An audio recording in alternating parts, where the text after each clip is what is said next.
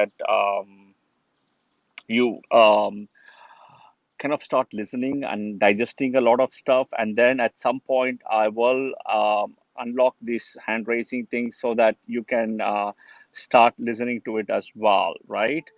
In terms of asking questions, so it'll be one question per person to be limiting to other people. If we have time, we can come back.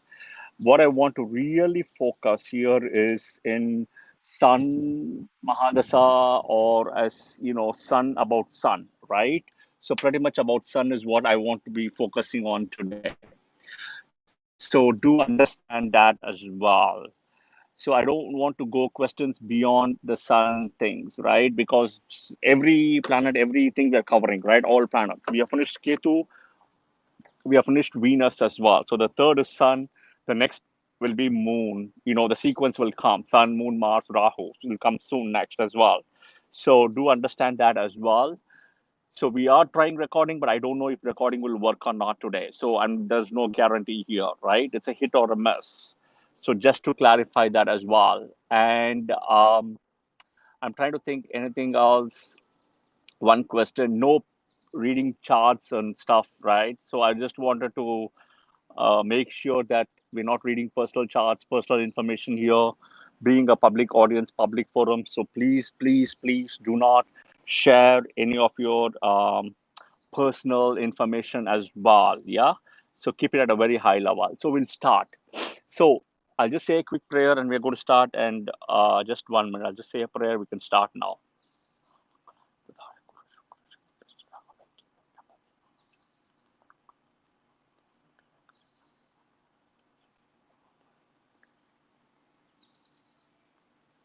All right. So we'll be discussing today in the sequence. The next is about Sun Mahadasha, right?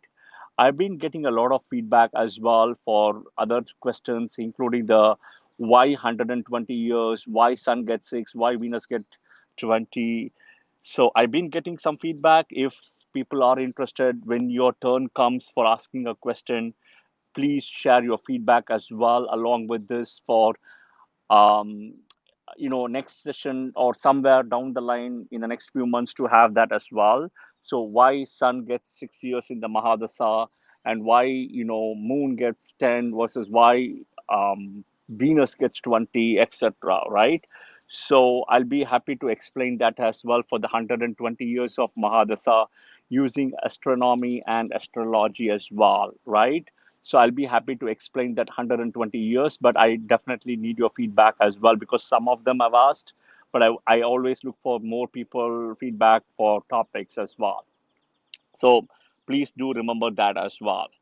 Right. So we'll start with Sun, right? So we'll go with the whole system of planets, the introduction before we go to Sun, being Sunday as well here in the US. I know in some parts in the East it's Monday, right? So we'll start with the Sun thing. So you have the zodiac broken down into 9 planets and 12 houses, right? Sun being the Sun and Moon are the royal planets, right? The two royal signs associated with them are the Leo and Cancer. And Sun royal planets because of light energies, right? I always say this, right? Understand Vedic philosophy, Vedanta philosophy, through astrology as divine light. Jyotish means divine light, right? Jyotish, right?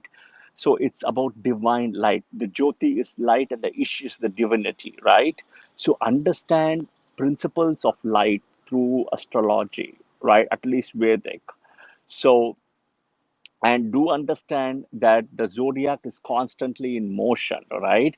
Not only the planets are in motion, but the zodiac belt also moves.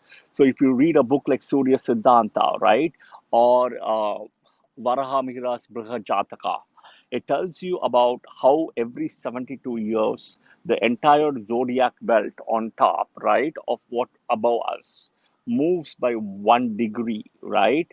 1 degree counterclockwise, it moves every 72 years, right? So that's a very interesting significance of this 72 years, this 1 degree movement is happening, right? So Something to note, which means what happens, Sun may enter April 14th today every year in Aries, right? But in the next few years or so, right, Sun would start entering Aries in April 13th. And the next 72 years, it will be April 12th. So it keeps on moving. There is a shift happening as well, right? Do note that as well. That's the beautiful part about Vedic astrology, unlike Western astrology, where in Western, it's kind of all fixed, right? That's why they call it the tropical versus sidereal. In sidereal, here there are different ayanamshas, right? I follow Lahiri Ayanamsha, which is the 23.5 degree shift between the Western and the Vedic astrology. So if you go back to the math, back in 281 AD, right? 281 AD, the the Western zodiac and the Vedic were at the same slot, same position, right? 281 AD, same position. What has happened is continues to be the same for Western. But Vedic, if you look at, right, in the last from 281 AD till now, close to what? 1,900 years or something, less than 1,900 years. To the Western zodiac, the Vedic has shifted by 23.5 degrees, right? Because of the 72 years, 1 degree counterclockwise shift happening. And what is interesting in this is also that you can see clearly, right? If you check my profile in Clubhouse here, right? Go check my profile and go to link number 1. Okay. In that, it will tell you as you keep reading down. It's called very easy link, right? Livescience.com. And if you cannot just do Google and put astrology, why your zodiac sign and horoscope are wrong, it will take you to that link, hopefully. Yeah. And even that's a link provided by Western astrologers versus Western astronomers. Western astronomers still say that Western astrology is wrong. Okay, so they kind of agree to what Vedic says in a lot of ways, right? So, very good example is I always say look into practicality. Okay, the practicality, the way I break it down is according to Western astrology, right? Sorry, we have to discuss all this because we are touching Sun before we go to Sun Mahadasha, right? This is very important. Okay, Western astrology, if you look at, is says Sun enters Aries in March 14th or so. It says March 14th or March 23rd, something like that, right? That's when Sun enters. Sun is in Aries in March, rather. Let me put it that way, in March, mid March, versus Vedic says March 14th, Sun is in Pisces. Now, what? Look at Pisces. Pisces is a watery sign. Both Western and Vedic agree. Watery sign, right? Pisces is owned by Jupiter, the 12th house, and you have two fishes as a symbol, right? Being a watery sign. And what is Sun? Sun is heat. Okay, what happens in heat? Okay, in the heat, you can, so if Vedic says Sun is in Pisces is in March to April, look at what happens in March to April in the Western world. Just an example, right? In the Western world, in the US, Europe, etc., you see everywhere that the snow melting and water running everywhere, right? Wherever you have snow, you will see water running everywhere. It's because of the snow melting, right? The snow gets melted and water running everywhere. What also you also see the days become a little bit longer than what was in February, right? Longer days come into play. There is more light coming into there because Sun entering Aquarius in February is brutally dark. Between February to mid, it's very cold, a sign, and Sun is a heat thing. Do understand, when there is always a fight between fire and water, water wins. How? You have fire somewhere in a place. What do? You pour water on the fire. Suddenly, what happens? The fire energy dissipates, it's gone, right? So, the fight between fire and water, water always wins. What is unique about fire and what is unique about water is take take a bowl of water, you put anything in that, okay, it will continue to stay the same way, right? So, an item, right? Now, even if you put a dead body, the water will try to maintain the dead body for some time, right? Until it starts decaying and all those things, right? That's the beauty of water, okay? Versus if you look at fire, for example, anything you put in fire, what happens? It changes to that own color of fire. You cannot get its thing anymore. It's exactly the opposite. Okay, so anything you put in fire, right? You put a wood in it. What happens? It burns and it gives fire again. You only see fire. You don't see wood anymore, right? You put paper in it. You see the same thing. You put anything you can think of in fire, right? It starts burning and it gives you the same thing. Even a dead body, right? You get ashes, but it burns. The fire takes up everything. Water is the opposite. So remember the energy of fire to sun, okay? So there is a lot of good things to it, but it's also a lot of bad things to it. That is how sun is, okay? So coming back to the zodiac and this whole thing, you see that water is melting in March to April all over the US and the Western world where you have snow. And you can clearly see, right? Clearly see that the days become a little longer, you're not having colder days, it gets a little bit warmer, etc., right? So that's the whole beauty part of this thing of sun, and the zodiac, and how you can interpret it to the timing and the month as well. So hi Kushita, I see you just joined as well. I don't know when you joined, but hi. So Hi, Srini. Uh, hi. Srini, I have to be out and sometimes, so unfortunately, I won't be able to do proper moderation today. So, just to let Sounds you know. good. No problem. Yeah, thank you. I'll manage. Thank you. So now the thing is coming back. You have to know the position, right?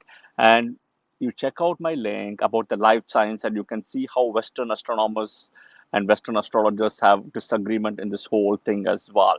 And you have to study. You have to validate through practicality and understand where it is happening. That's very important. The other important thing down the line, speaking of the way to the solar system, is we spoke about the two royal planets, the signs, and the two royal planets, sun and moon, light energy sources. Moon is the natural light energy, or sun is the natural light energy with light and heat. Moon is more of an absorber, reflector, and a filter. That's the way I call it, right? And then you have the five planets, which is Mercury, Venus, Mars, Jupiter, Saturn. You exclude Earth because we are all in Earth. And then you have the two shadow planets, Rahu and Ketu, right? North and South Node. Now, among the 12 houses, right? Among the 12 houses, you have starting from Aries, Taurus, Gemini, Cancer, Leo, Virgo, Libra, Scorpio, Sagittarius, Capricorn, Aquarius, and Pisces, right? Now, I also always do this. You have to understand, you have to break it down, right? You have to break it down in several ways, but do understand of all the nine planets, Sun is very highly masculine. Sun is the only planet which is extremely masculine in nature, okay? Moon is the only planet which is extremely feminine in nature. The nature is feminine, okay? Now, but if you look at other planets, the six of the other planets, right? Mars and Jupiter are also masculine. Some consider Rahu as masculine, Rahu as feminine. I consider Rahu as masculine energy, right? And Moon and Venus are feminine, and Saturn, Mercury, and Ketu are Enoch. So this is kind of the whole six of the planets. Now we have the other, I would say, 12 houses, right? You can break it down by several ways. The way you break it down is one way is fire, earth, air, water, right? So Aries, Leo, and Sagittarius fire. Earth sign is you have Taurus, Virgo, and so you have Taurus, Virgo, and you have Capricorn. Air sign is you have Gemini, Libra, Aquarius, and water sign is you have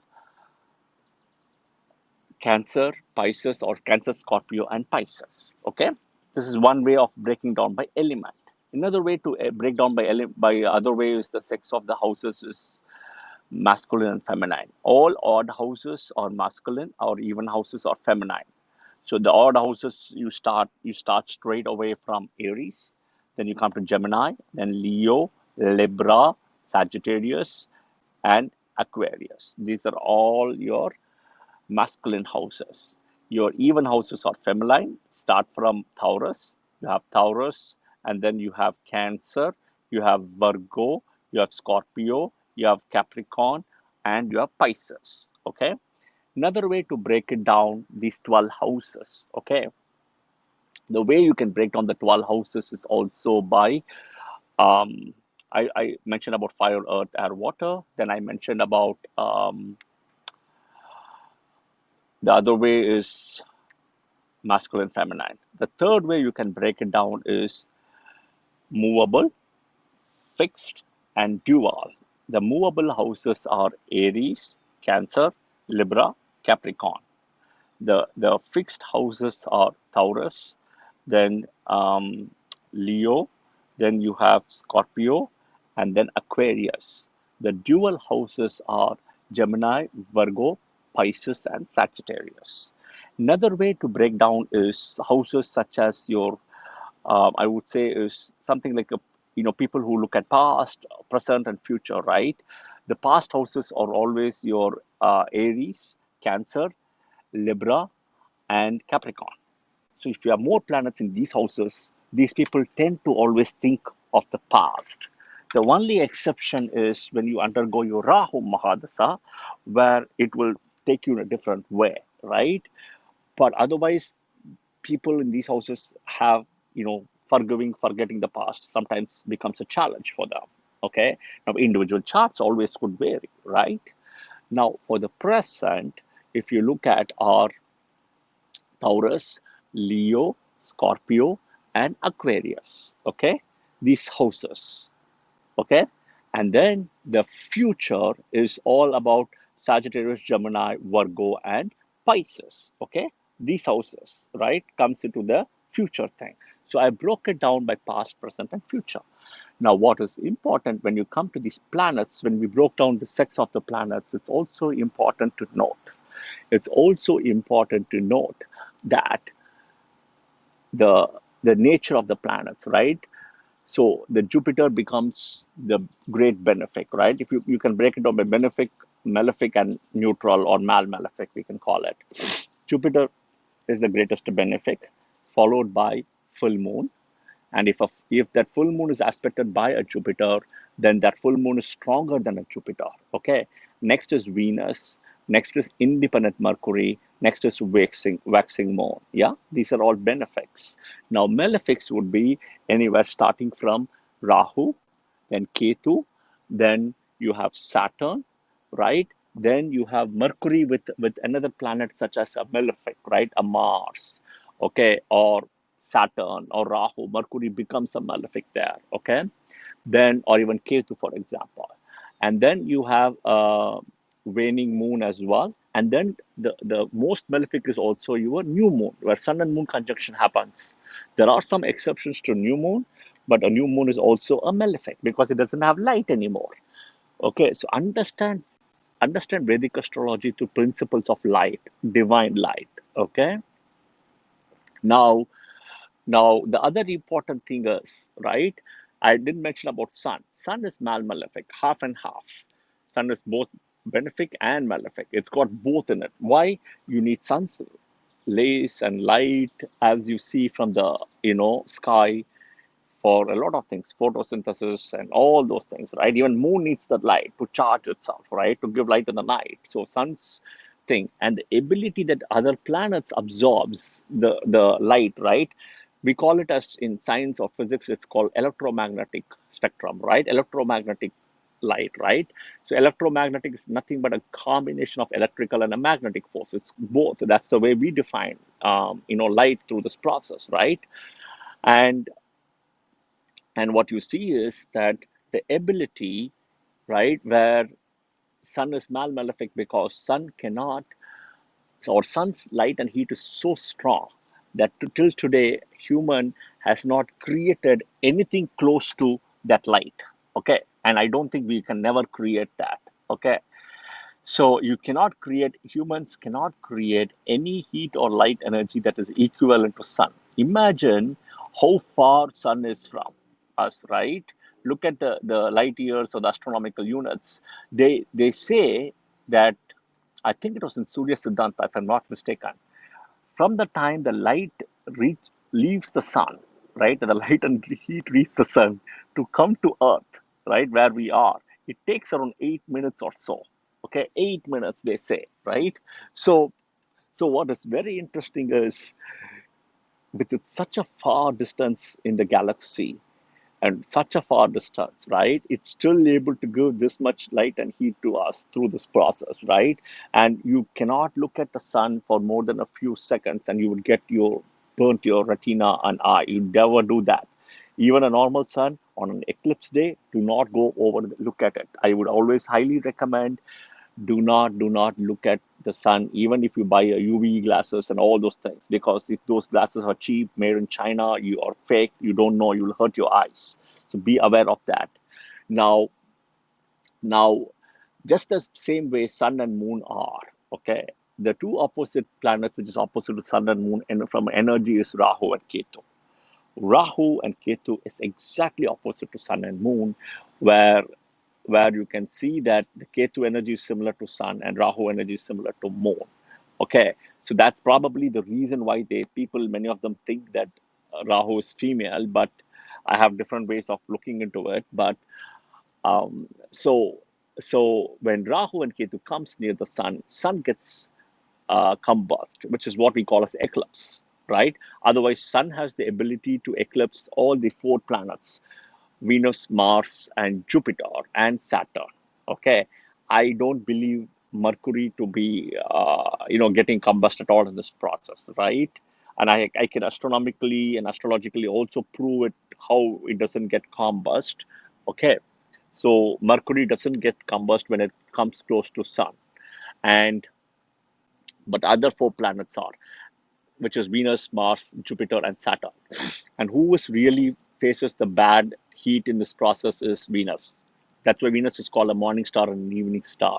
Venus is very bright and luminous, but you cannot see Venus because of the sun's light and heat, which blocks the Venus thing. Okay, so that's important to note. And when Rahu and Ketu comes, you have an eclipse. When Rahu and Ketu are with Sun and Moon opposite to each other, it is more like a lunar eclipse. When Rahu and Moon are in, which always comes on a full moon day. When Sun and Moon are in conjunct, which we call it as Amavas, right? New moon day. That is when Rahu or Ketu causes it. It's called a solar eclipse. Okay, so you can always see the difference when Rahu causes the eclipse, when Ketu causes the eclipse. When Rahu causes the eclipse, it will be completely dark, dull. The sky will be blue black. Okay, versus Ketu causing an eclipse, right? Ketu causing an eclipse, there will be a reddish cast. And not only the reddish cast, it will also give you some kind of light in this process. So there is a big difference between Rahu causing it and Ketu causing it. Okay, so understand, because only the two planets which actually combust, Rahu and Ketu, right, is or combust Sun is Rahu and Ketu. So do understand that, because Rahu and Ketu really becomes stronger in this whole process. And what you want to know is that you never play with eclipses in this whole process, right? Because they are very strong, and Sun's energy is all the more challenging, right? And do understand that as well.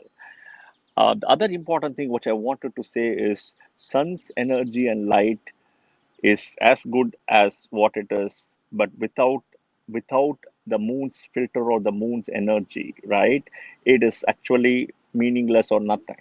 Okay, so that's very important to note because of that, right? Because it is all about the dignification of the process here, right?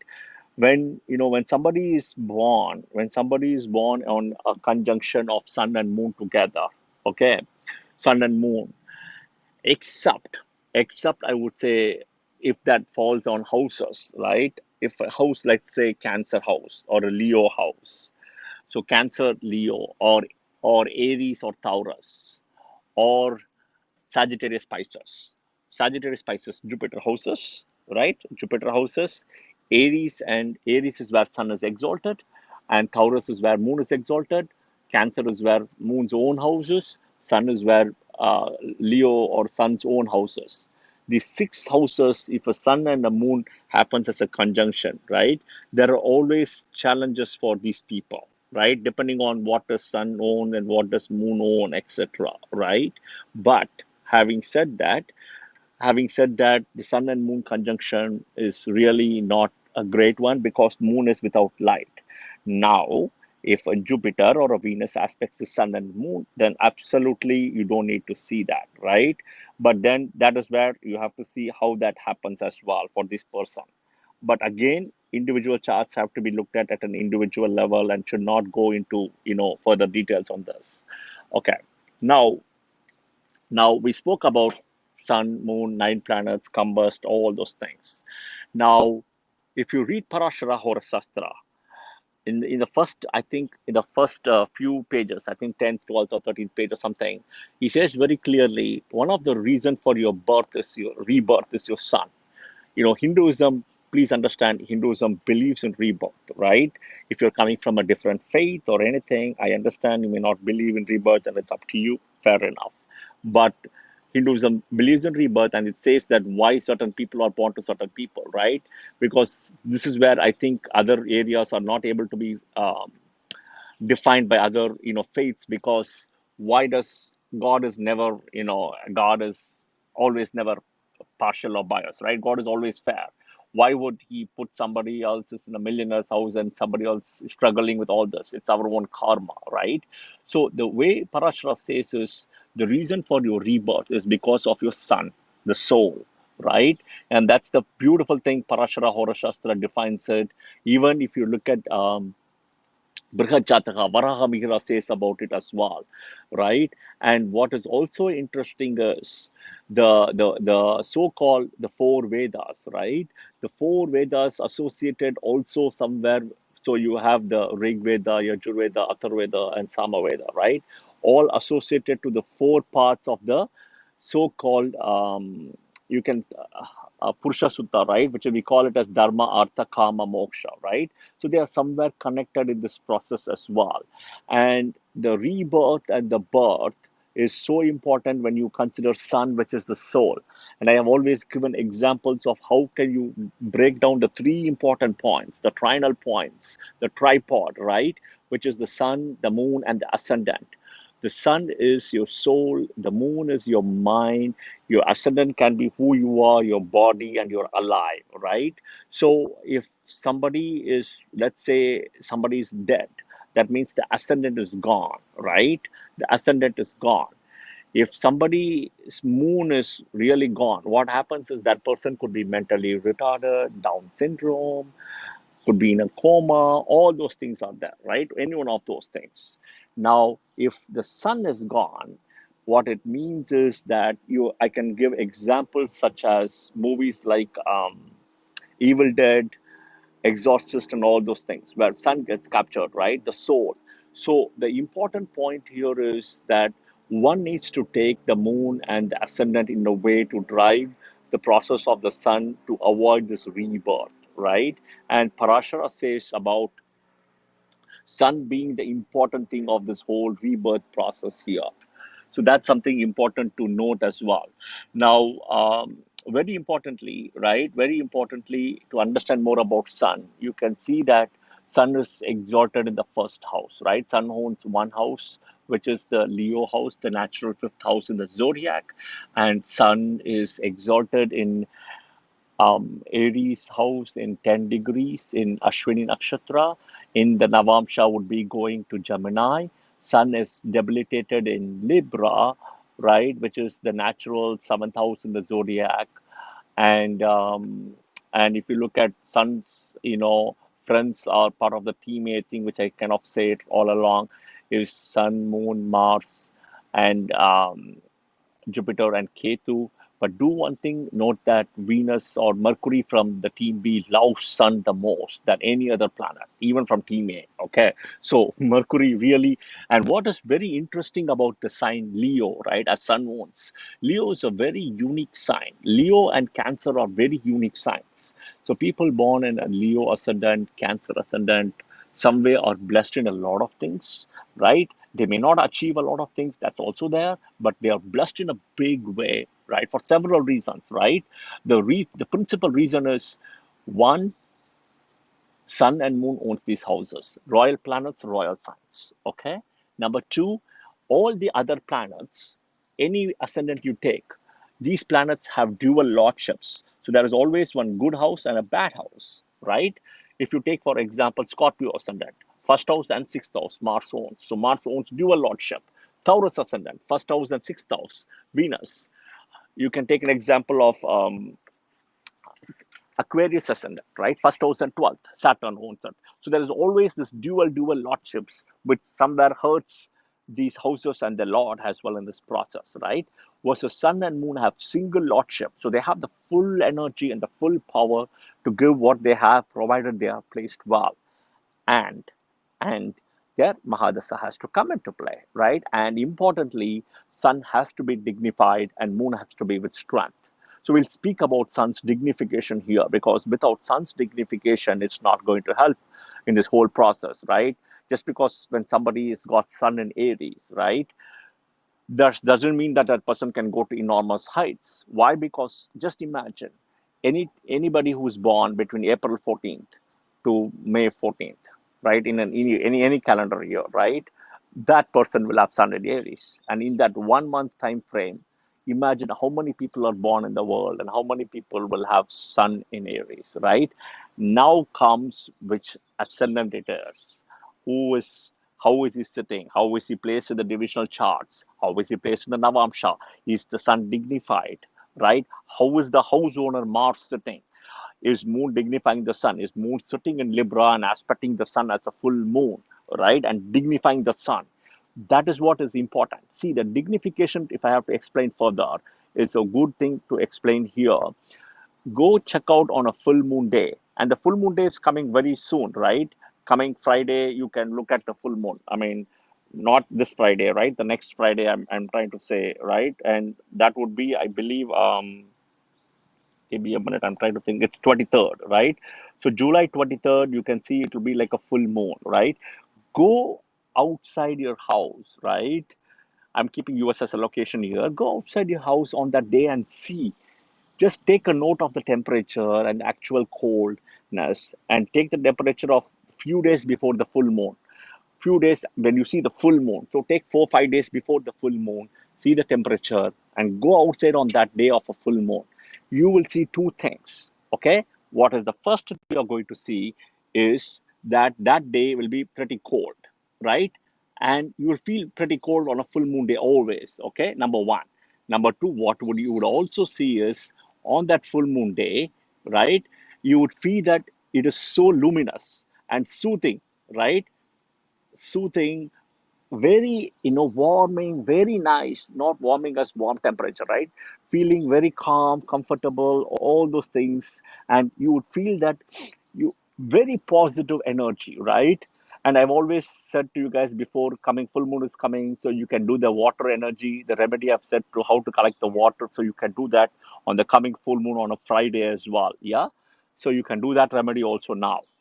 And and versus, and you also see that the night will be very nice, night littered. If you go, if you're living near a beach or a sea, you can see how water comes so well in the front, you know and you can see the waves up. Everything is with energy, full charge, the water, the land, the birds, a lot of things. Actually, they say the oyster and the pearl, right? So the pearl actually comes more during this time, right?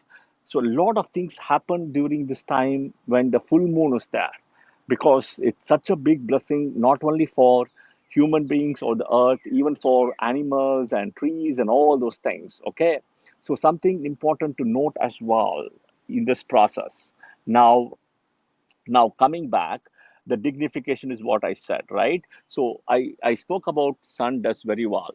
The Sun, which the houses Sun does very well are in, other than exaltation, Aries.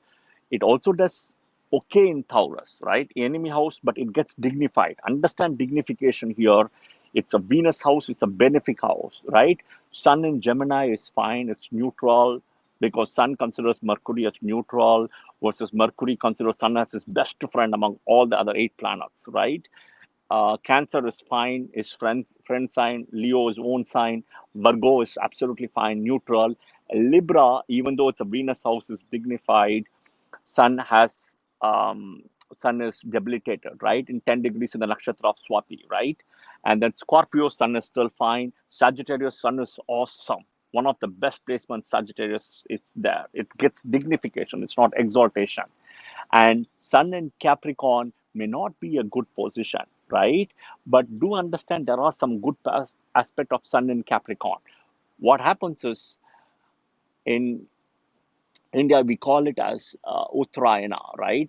Where Sun actually in Capricorn changes in the orbit. If you look at it in the Capricorn orbit, where it is, you have the four things, right?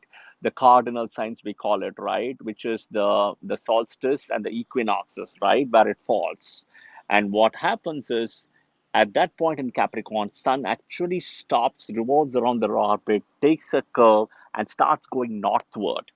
Until then, Sun has been traveling southward. Okay, so the point of changing directions and going up north is very favorable. Okay, so Sun enters Capricorn, even though it's an inimical sign, do not discount it, right? Do understand that in Capricorn sign, Makara Rashi, right? Makara sign, very strong sign. Two Vedas have been found as the way two Vedas are in Cancer, right? The four Vedas are between Cancer and Capricorn.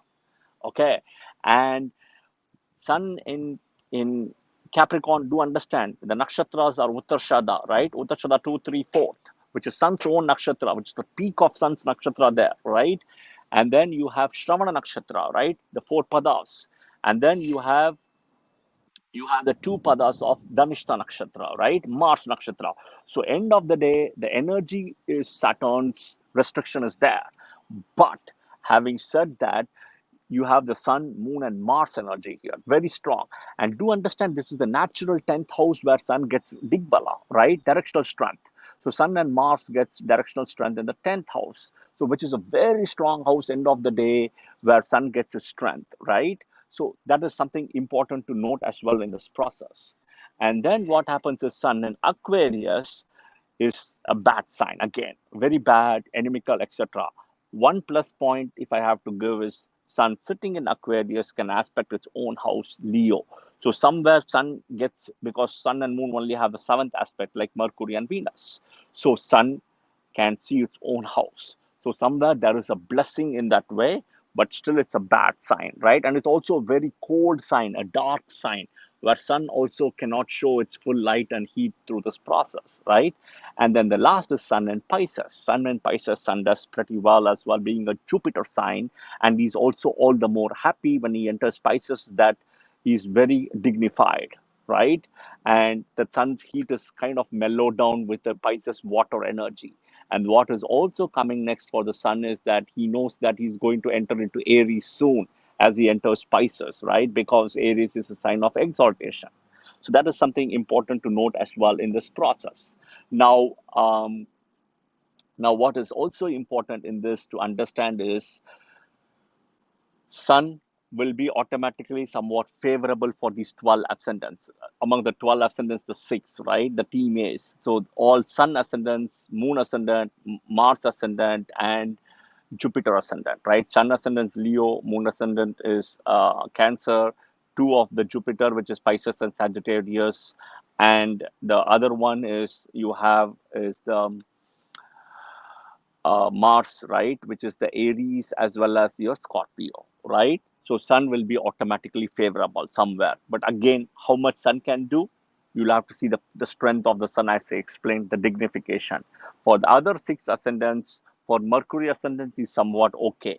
Venus ascendant not good, and for Saturn ascendants not good at all. Okay, among the Saturn ascendant, Capricorn ascendant, the Leo house kind of gives bad results because it comes in the eighth house. Even though Parashara says that Sun and Moon does not have the eighth house curse unlike the other planets, so that is also there to note. But end of the day, it's still a malefic house falling on the eighth. There are some challenges with it as well. Um, for the sun. Okay, so this is pretty much about sun, and we can go into this Mahadasha. And the important point is usually some of the issues associated with sun also I would speak. And we're looking at Sun Mahadasha, right? So usually when somebody is having Sun Mahadasha, you would see some of these issues happening, provided Sun is not completely dignified, right? So some of those are, for example, eye issues, right? Eye surgery, cataract, and all anything with the eyes. So that is one thing very important as well, right? The Sun Mahadasha thing, you can see that as well. And then you can also see something like, for example, somewhere I've seen dental pains also happening, right? Dental, or even because the eye, nose, and the throat are connected through the ENT, right? And even the abdominal plane as well, in the stomach area as well, you would see that as well. So especially on the abdomen and stomach area. So those are the things I would look at from a sun's thing as well.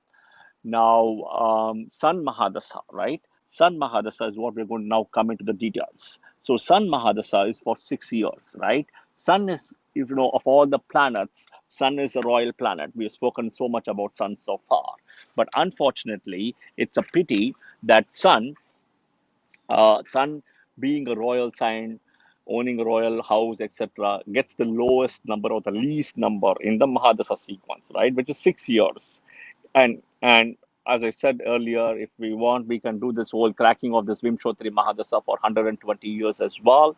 If you want to give me your feedback, I can look into that to put a session on that as well. So usually, if Sun is for a Sun Mahadasa, right? If Sun is really placed well, Sun is placed well, which means own sign, exaltation, Kendra or Trikona, both from the so if Sun Mahadasa means from the ascendant as well, right? And he has to own a good house end of the day, and his strength through the thing and the dignification, moon sitting in the seventh house. So speaking of dignification, who and all, so we spoke about the houses, but who and all can dignify sun? Number one, moon can dignify sun. If moon is placed in seventh from the sun, right, which is like a full moon can dignify sun. Number one. Who else can dignify sun? Jupiter. Jupiter should aspect the sun fifth or the ninth. Jupiter should not be in conjunction with the sun. Okay.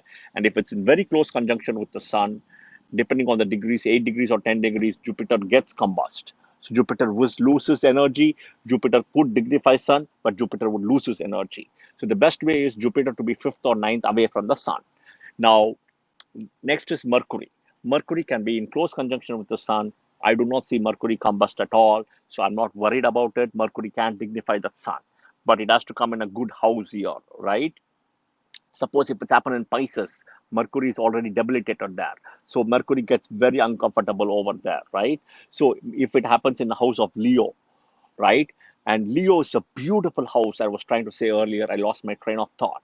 Leo is a beautiful house because three major planets does very well in Leo, right?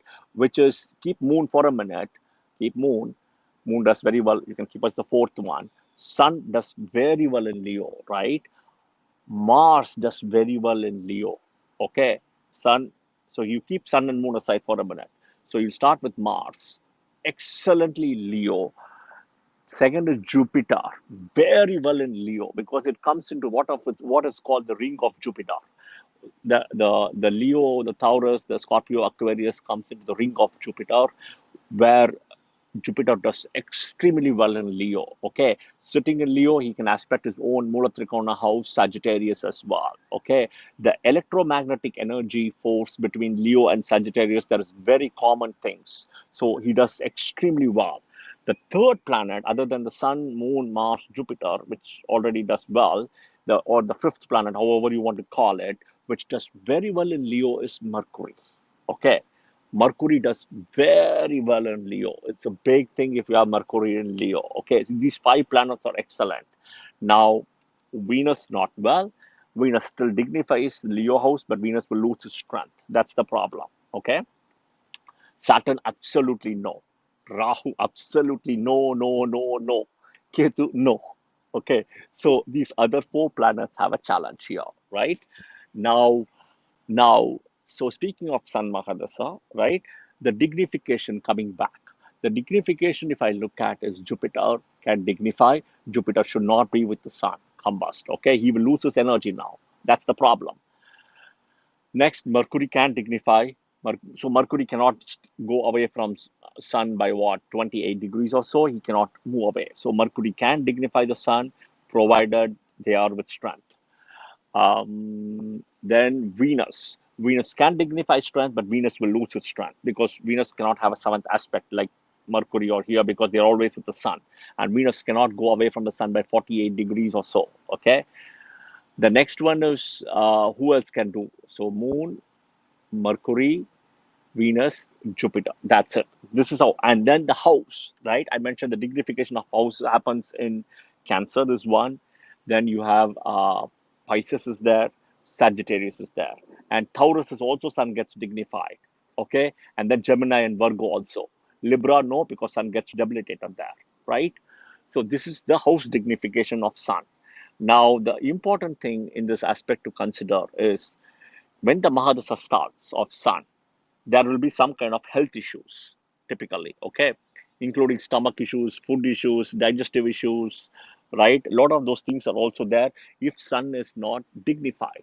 So that's when the Sun's dignification comes into play. Okay, eye issues, right?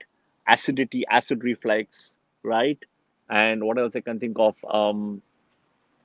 I'm trying to think of the other thing, right? Acid reflux, eye issues, dental, I mentioned already. Lot of heat energy, heat and phlegm created in the body as well. Heat energy, right? That is also there. And so a lot of heat energy is also in this process as well. And then you have what is called the IBS issues also have seen irritable bowel syndromes as well. Okay. So some of those things are there. Usually, if Sun is placed very well in Sun Mahadasha Antardasa, he can give you a lot of wealth, luxury, right? I've seen people working with own business, right? Running their own business. Sun is all about the owner. You are the person who run your own show. Saturn is opposite the servant. Sun is also about working for politics, government, right? Politicians. A lot of politicians would have a good sign associated with Leo, can be the first house, or Scorpio being the first house and Leo house falling on the 10th house, where Sun and Leo getting dignified in this process. Okay. So politics, government work, government job, so, if for example, any ascendant you take, but if you have like Sagittarius house, you have, let's say, fifth house, that means Leo ascendant. Sagittarius house, fifth in this case, Jupiter sitting. And then the 11th house, you have Sun and Mercury and Gemini. Beautiful way of dignification where in the Mahadasha of Sun, this person can get either work for the government or do government jobs as contract work for the government and all those things, right? All those things you can see through this process. So that's how I would say Sun. Now, Sun can give you very high positions also, right? What else I can think of? So, but if Sun is placed bad, now comes which are the bad houses, right? Sun so Sun does so directional strength comes in the 10th house. Beautiful placement. But it has to be a friendly house, right? Not in the house of like Libra where he gets debilitated. Not in the house of Capricorn or Aquarius, right? Inimical houses here, right? Taurus is also not bad. Now, Sun has to be also in the houses. Sun does very well is 3, 6, 10, 11, right? 3, 6, 10, 11. Now, Trikona house, fifth house, not good. Okay, not good because Sun can block kids, Sun can block romance, but Sun can help you work focus more on your professional jobs. So that is also the thing with Sun. And again, we are looking at independent things without looking at the chart. So something to observe that as well. A chart analysis paralysis has to be done. And Sun in the fifth, not good. Sun in the ninth, also not good. Okay. Malefics, malmalefics in the fifth and ninth, not good. If Sun is in the fifth or ninth, has to be dignified with Moon, Jupiter, Mercury, Venus, etc. Yeah, that's when it's important when Sun has to be in the fifth. Now, do understand the Leo house is a barren sign. The Leo house is a barren sign like Aries and like Virgo and Gemini, which means if Leo becomes your fifth house, right? Or let's say Sagittarius ascendant, Leo becomes the ninth, and Sun is exalted in the fifth, for example, right? In Aries, right? Sagittarius ascendant, Sun becomes the ninth. this is also a problem for having kids, right? So usually for these people, having kids would be a challenge. If there is somewhat dignification, they may lose the first child or so, and they may get a second child, and somewhat the second child would be, or which becomes alive. That is the first child, right? Would be a female child. Okay, so Sun malefics all block kids in the being in the fifth, except dignification, but it may give kids at a very late age also. So there is also that. And so you have to analyze the chart, but that's important. And Sun does very well in Upachaya houses 3, 6, 10, 11, friendly houses. Then second house, it's okay, but has to be dignified. Third, friendly house, no problem. Fourth is somewhat okay, not the best placement, I would say. Fifth, not okay. Sixth is fine. Seventh, not good because he's going to aspect the ascendant. There are some challenges associated with this. Eighth, absolutely no. Ninth, no. 10th, great. 11th, great. And then 12th, no, because 12th, they say that sun is the Marana Karakasthana. All right. So that's for the 12th sun. Then if sun is badly placed in that way, then you can see that there will be something like issues, right? Lot of issues of bad name, loss of wealth, anxieties if they are placed in the bad houses, right? Father, issues with the father, lot of arguments, health issues with the father, and then what else, losses I mentioned, some kind of breaking up with your business and trying to change something. All those things happen, right? So Sun Mahadasha comes after Venus, right? Venus Mahadasha, you would have enjoyed in many cases luxury, provided which teams you are, who you are, you would have had seen luxuries and stuff. In Sun Mahadasa, you kind of try to become more like an entrepreneur, running your own business. You don't want to work for anybody. All those things are also seen. If Sun is placed well, Team A group, all those things come. But if Sun is from the Team B group and not placed well, etc., you will see a lot of challenges. Okay. Next is so this is sun. We have pretty much the next is sun moon, right? If moon is with strength placed from sun in a kendra or a vexing moon, etc. The sun moon combination, and provided it's the team A thing, whatever it is, all those things, right? The moon can give marriage in this case. Okay, moon can give marriage or an engagement also. It can give one of those things. Moon can give you also wealth. Moon can also give you buying luxurious items like clothes and jewelry and all those things, etc. Right? And then buying of something like houses, conveyances, car, whatever it is, all those things. And can if the native is married, probably a child is also can be given, right? So I forgot to mention that in the sun, if it's placed well, it can give you a birth of a son in that case. So I mentioned in the Sun Mahadasa, Sun Antardasa, if it's placed really well and dignified, it can give you a son, birth of a kid, which is a son. But in the moon, mostly it's like a child, it's a female child. Okay. But if moon is waning, placed badly with Rahu, Ketu, or all those things, then distress to the family, issues with the family, then you have failures in your workplace, etc. Right? You have disputes, arguments, health issues, mental strains, stress, headaches, inability to sleep, bad dreams, all those things will come, right? Loss of wealth, a lot of loss of wealth is also seen. Okay, so that is very important to note. Now, um, I forgot to give the remedy for sun and sun, right? For sun, so I'll give the remedy. My mistake, I forgot to give.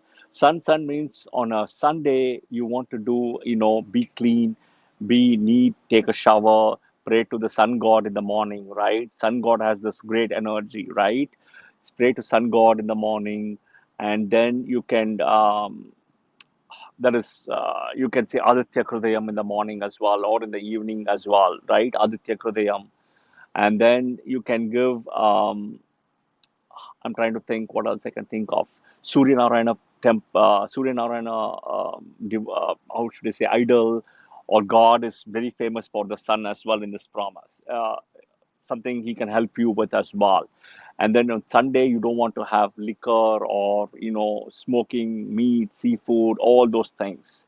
And then Again, liquor, meat, seafood, sex, what else I can think of? All those things, be nice and do help people on a Sunday. Yeah, whatever help you can do. So you can help people, you can give food to people on a Sunday, you can give food, so you can do all those things on a Sunday as well, which is very important, right? Because how do you then, how do you invoke this good karma, right? That's how you do that. So, and praying to the sun god is important, morning, evening. So those are the things. For the moon, right? When the sun moon time period comes in, the way I would look at for you to say for sun moon is Monday becomes very important. Do all the same things on a Monday, and you can do on a Sun Mahadasha moon Antardasa. You can donate if you want a white cow, female buffalo. Parashara says that avoid eating meat and seafood on a Monday. You can give rice, cooked food and rice and milk on a Monday as well. Those are the remedies for that. For Sun Mars, right? Sun Mars, if you look at, if Mars is really placed well from Sun and from the Lagna Lord, right? From the ascendant as well, from the ascendant, not Lagna Lord, ascendant, and from Sun, then Mars has the ability to give you land. Mars is about immovable properties, right? So land, home, all those things, wealth, grains, house, etc. Right? All those things. It can also make you higher positions in the company as well, wherever you're working, right? So if Mars is placed badly, mental issues is there, mental dissatisfaction. It can also lead you to imprisonment in this case, right? Imprisonment. And what else I can think of? Loss of, so family, death in the family will happen. Those things are there. Arguments with your immediate family members, like your siblings and cousins, and all those things. So those are the things with Mars, I would say, right? The Parashara says the remedies are, you can look at is something like the reciting the Vedas. So Tuesday becomes very important, right? And then you can read what is called the Vrashto Sargas there, right? Vrashto Sargas there. Japa, you can do the japa, right? And then Parashara says that you can give red lentil, red gram on a Tuesday to homeless people. You can give a bull for charity on a Tuesday, right? And Hanuman Chalisa is also an important thing you can recite on a Tuesday as well. And Kanda Sashti Kavasha, right? For Muruga, you can also do that on a Tuesday, okay? The next is Sun Rahu, right? Sun Rahu will be typically a challenging period because you have a light energy and you have a dark energy. Okay, so in the whole, I forgot to say the Sun in the whole nine antardasas. Usually, Sun Rahu will be challenging, and Sun. The next one would be Sun Saturn. Two negative light opposing light energies will be challenging. Sun Rahu and Sun Saturn. Okay, remember that. Now the rest is all somewhat here and there, okay, right? Here and there. Sun Ketu is also not that bad, a little bit bad, but the most difficult are Sun Rahu and Sun Saturn. And in Sun Rahu, right? Parashara even says that even when it starts itself, you have problems in that typically, okay? First itself, immediately it starts, it'll give you problems because you're finishing with Moon and Sun Mars, then comes Rahu here. So there is always things getting stolen, right? Even if Rahu is placed well, right? He says things will get stolen. You would lose things. There is some kind of danger from thieves also, right? You may not even lose, somebody may steal it from you, right? You can also see something like snakes or reptiles. A lot of things around you, you would see, right? Black ants, be it in your dreams or be it in reality, it will come and you will see some of those things depending on how the placement happens. And then you would get a lot of injuries, wounds in your body, right? The moon marks, that's the Rahu energy as well.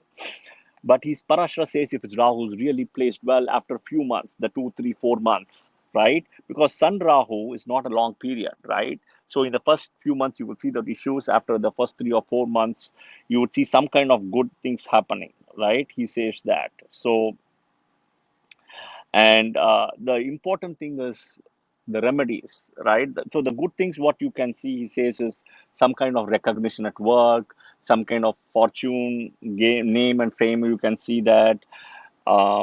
You can also see a birth of a sun if Rahu is placed very well with an aspect of a Jupiter. Okay, so that is also there, right? And Jupiter or Yoga Karaka, he says the Yoga Karaka has to be dignified in that case as well. That is important. And I'm trying to think. So here is where I feel that the birth of a sun in Sun Rahu makes me always believe that Rahu is further associated with the male gender and not a female gender. Okay, so that is also my theory to it. The next one is the remedies, right, for Sun Rahu is for Rahu's energy, it's always Shakti, Parvati, Durga. Okay, always it's Shakti, Parvati, Durga.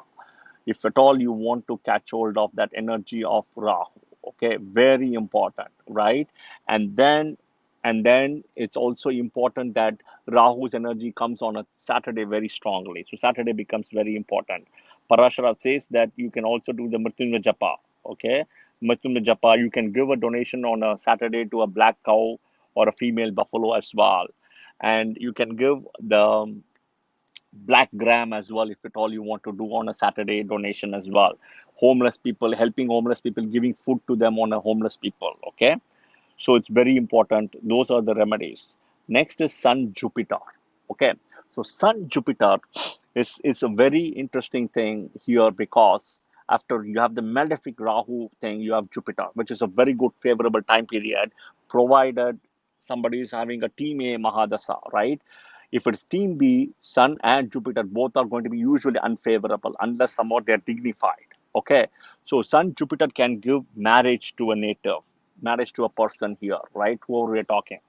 Sun Jupiter can give you promotion in your job. Sun Jupiter, if you're already married, can give you a birth of a son, like Rahu can give you that, right? And it can actually, you can start achieving some of your ambitions in this period, right? If you want to take your company to the next level, you want to start a company and all those things in Sun and Sun Jupiter thing. Okay, a lot of things, position, power, car, authority, all those things, right? But if Sun and Jupiter thing combination is not favorable from the ascendant and from the Sun, then you will have a lot of pains in your body, right? All of a sudden you feel body pains. You will feel very tired, exhausted. You will there'll be issues in your with your spouse if you are having married already or you have children. There is stress to your spouse and your children as well, and you can't achieve your goals. There's loss of wealth, lot of mental worries. Okay, so these are the things.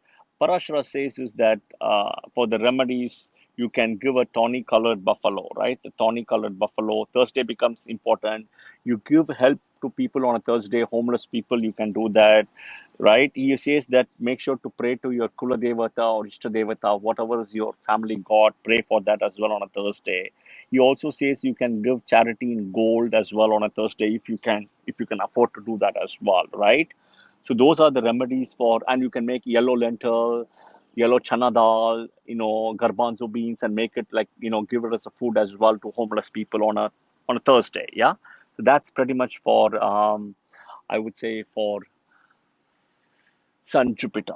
The next one is Sun Saturn. So Sun Saturn comes some challenging times in this. Again, very similar to Sun Rahu. Okay, there is always a red mark here, Sun Saturn. So here, even though if Sun is placed very well, Saturn is placed well, Saturn is dignified, and somewhere this person is running a Virgo ascendant or a Gemini ascendant, let's say, right? For a Virgo ascendant, more than a Virgo ascendant, I would say Gemini ascendant is even better because Gemini ascendant, third house is owned by Sun, right? And the eighth and the ninth house is owned by Saturn here, right? So somewhere Sun is neutral to Mercury and Saturn is very friendly and owning a trinal here, right? So here there can be some good things happening for a Gemini ascendant. Let's say Sun Mahadasha and Saturn Antardasa, provided the Saturn is dignified, right? And some Sun is somewhat placed well also. Then you will have destruction of enemies, a lot of luxurious gains will happen, right? Even it says Sun Saturn, auspicious functions like marriage will happen. Sun Saturn energy is very interesting because certain combinations I have seen in charts, people who have Sun and Saturn together, okay, Sun and Saturn together, dignified, right? They may not get along well with the father as the thought process with the father will be different. Okay, thought process will be different. But what happens is they have the ability to run their own business, run their own show, right? I've seen a lot of charts with Sun and Saturn conjunctions, right? But Sun and Saturn here in the conjunction has to be dignified, their house has to be dignified. That's very important, right? So they can run their own business, will have different thoughts than their father, all those things are there, right? May not run their business their father wants or father has, right? Or maybe the same field of the father but will run the business now instead of working for somebody. So all those things I've seen in this, okay, Sun Saturn. So somewhat is good. I've also seen Sun Saturn time period for auspicious functions like marriages, right? Some good things happening, engagement, marriage is also happening if dignification happens. But if it is not, then I've seen first is health issues to the father, and somewhere death of the father also, right? In the Sun Saturn time period.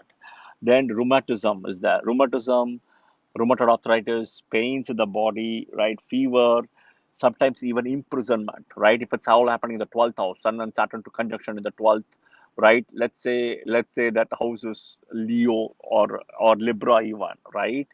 For Scorpio ascendant. So that's the challenge there. Without dignification, when Rahu comes into place as well here. Um, Parashara says that the initial part is usually challenging, the starting of Sun Saturn. The middle part is somewhat okay, the last will be bad also, right? So he also says Sun separation, Sun Saturn can also take you separate from your family to travel you out, etc. So there are things as well along with it. Now, important remedies, Saturday becomes important. So you have to do all those things what I said for the other days, right? You can give sesame oil or food made with sesame, seeds and stuff like that, right? Till sesame, that's the other thing. You can actually do the Mrityunjay Japa. Parashara says you can also give a black cow, I would say, for donation on a Saturday. All those things are there, okay? The next one is Sun Mercury, right? Sun Mercury can be good, can be challenging depending on team A, team B, right? All those things, placement, etc. But Sun Mercury, if Mercury is placed well from the Sun as well as from the Sun, the Dasa Lord, right? Then your Mercury Antardasa can give you property gains, right? Very good times you can spend with your family, right? Enjoy it. You will also visit holy places, read some scripts of the holy stuff. You will, buy a car. You'll have a lot of good gains as well, and you will get promotion in the job, etc. Those things are there, right? So and I'm trying to think. You would be associated with your things, I would say lot, as in with a teacher, professor, etc., right? So speaking of that, one of the important thing of in when you're running Sun Mahadasa, I forgot to mention this. In your Sun Mahadasa, make sure to respect your father, recognize your father on I don't know, every month at all once, definitely on Father's Day, for example. Acknowledge all the things, take his blessings, even if you don't get along with him on a Father's Day, right? So, father, your professor, your teacher, or any fatherly figures, you cannot take the curse of your father, or curse could be a very harsh word, or you cannot go and fight with your father and try to get the blessings of the son. Okay, so very important. I just realized or remember that as well. In Sun Mahadasha, you may want to do that as well. Okay, and any father-like person as well. So treat all father-like person very important for their blessings. Your teachers, your professors as well, who are like father-like persons as well. Imagine, recognize them as well. Very important. Okay. Now, if Mercury is placed bad, right, then you will have a lot of issues with your mind, peace of mind, body pains, body issues, mental issues, inability to sleep, etc. Right, and also a lot of fever. They say Parashara says. So the remedy is Vishnu Sahasranama. You can do that on Wednesday. So Wednesday becomes important. Green vegetables is very good, right? And I forgot, if Mercury is very badly afflicted, it can also give you iron deficiencies as well, right? You will feel very anemic and all those things. So green vegetables is important as well, right? And then green gram you can donate to people on a Wednesday. Vishnu Sahasranamam is good. You can listen to that. You can chant if you are able to say it. All those things are there, right? And I'm also trying to think anything else. You can actually volunteer and do, teach people, schools, colleges, or handicapped people, or whatever is the poor people, all those places you can go and teach them on a Wednesday. Okay. All right. The next one is we finished Mercury. So we have Ketu and then we have Venus. And then I think I've done pretty much all with the remedies, and we can open the floor for quick Q&A as well. Okay. And as I mentioned, I'm just seeing at my phone, I've seen a few people have joined as well. As I mentioned earlier, please share your feedback also for any new topics. One of the things I've been hearing a lot from people is this 120 years of Vimshottari Mahadasha, why 120 years and why certain planets get certain years, etc. So if you guys are interested, I'll be happy to do that as well. But I need feedback as you ask your one question as well. Okay. The next one is Sun Ketu. The Ketu is a challenge because, like, so after Rahu Saturn, Ketu is the third challenging one, I would say, right? Rahu Saturn is still the first one, okay, first and second between the two. Parashara says pretty clearly because it's a very small time period, right? Ketu is only for very short time period here. So we're talking months here, right? So Ketu, pretty much, if you look at in this case, is Parashara says even if Ketu is placed very well from the ascendant, dignified, and from Sun, only the first few months will be good. Otherwise, afterwards, it's all gone. He says Parashara says doesn't work well.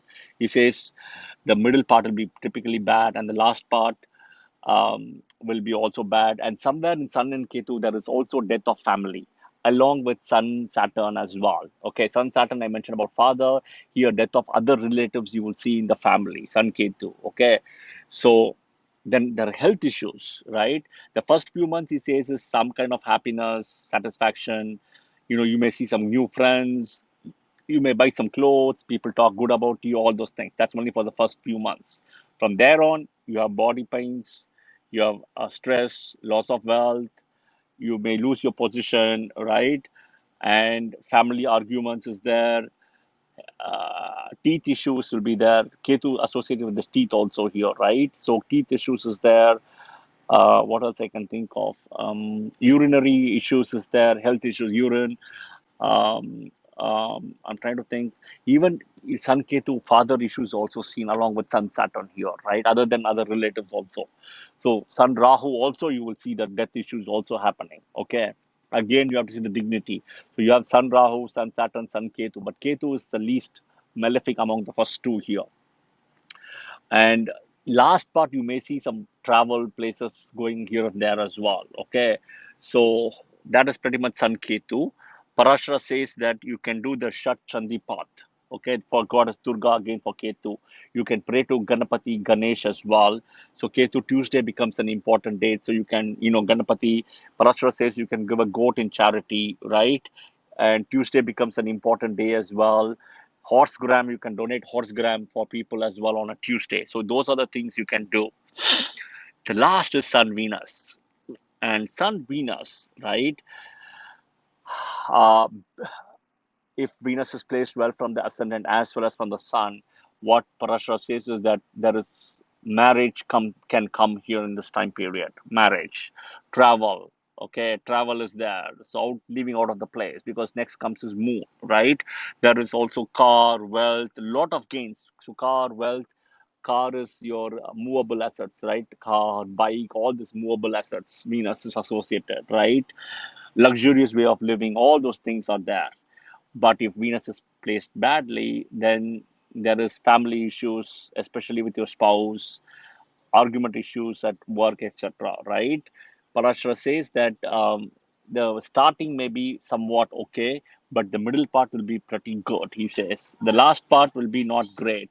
Okay, okay. So those are the things. Those are the things Parashara says very clearly, right? And then he says about pain in the body, all those things. Now, the best remedies are Friday becomes important. So some of them would be Mrityunjaya Japa is one, Rudra Japa is one, right? Praying to Lakshmi Sahasranama is a good thing on a Friday. And Parashara says you can give a charity in tawny cow or a female buffalo. right? You can go cook food to Friday to homeless people, right? You can also give if you want yogurt, somebody, a lot of people say yogurt. You know, yogurt is also associated with moon here, but you can also give yogurt if you want with food on a Friday. So those are the things I would say are the remedies associated with Sun Venus. So I think we have done pretty much all of it so far, right? We've covered all the nine antardasas in the Sun Mahadasha. So thank you for listening patiently. What I'm going to do is I'm going to raise the hands and we can take it from here. Follow the rules, no personal charts, one question at a time, and focusing on Sun Mahadasa. And do give your feedback about next session because, of course, I will be doing Moon Mahadasa and all those things. But people have asking me about why 120 years and all these things. So I'll be happy to do that as well. Okay, thank you. Kushita, are you free, available to moderate, or if you have to go, no problem. Just let me know. I'll take care. I can help for some time, Srini, but Thank I've you. sort of been, We're yeah. talking about 8:40 hard stop here today. Okay, so another 45 minutes, 48 minutes. Yes, please. Yeah. Thank you, Kushita. Okay, okay. So I see Prachiti is already on stage. Um, Yes. Prachiti, go ahead. I don't have any questions. Thank you. Thank you, Prashiti. Hi. Thank you. Thanks. Hi, Krishna.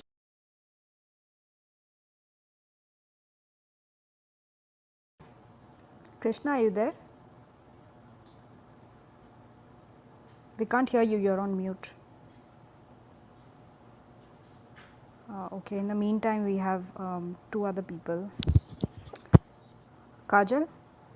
Yes, yes. Hi, go ahead. Yeah. Actually, I have questions regarding for that Saturn Mahadasa. So, what Which will be sorry, which impact? Mahadasa? Which Mahadasa? Saturn. No, we're not discussing Saturn today. So everything So, is about yes, Sun. sorry. Yeah, yeah, definitely. But my son, I have having a Libra ascendant, and my Kajal, son Kajal, is situated. listen, we're not doing personal charts.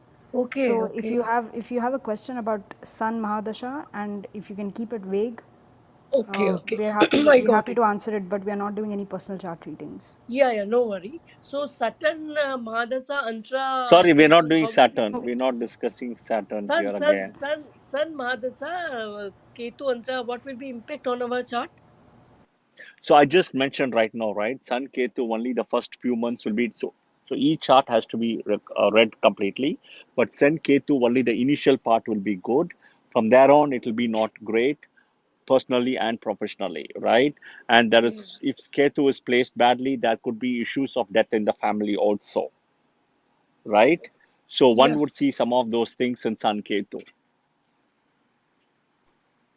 Okay, okay, okay. Thank you, sir. Thanks, You're Kajal. welcome. Krishna, are you there? Yeah, I'm there, Kushita. Hi. Do you have a question? Let somebody else take it here. I have something to run. Okay. Hi, Bhanu. Hi Kushita. Hi Shirini sir. Hi. Hi. Sir, I would like to ask if uh, someone is facing Sadesati during the whole Sun Mahadasha, so what will be a general impact of that? So great question. So when Sade Sati, see, Sadesati is a 7.5 years time period. Sun Mahadasa is a 6 year time period, right? So, so one have the possibility that the entire Sun Mahadasa can be in the Sadesati, right? Now, see, this sadesati can be broken down into layers. There are always three things. And the way I say it is a great question, Banu. The way I say it is your Mahadasa has 50% weightage. Your Antardasa has got 25% weightage. So between Mahadasa and Antardasa, we're talking about 75% weightage, which is your birth chart, right? Which is your birth chart. Your transit is only got 25% weightage. Okay, your transit, Sadesati, whatever it is, got only 25% weightage. Okay. So, number one, that's the general rule. The exceptions are always there to the rule, right? The exception is when something like three things, I would say, right? First is Sadesati, second is Ashtama Sani, and third is Rahu Ketu eclipsing your Janma Nakshatras. These are eclipse. So in this case, what happens is your birth chart will stand still for some time.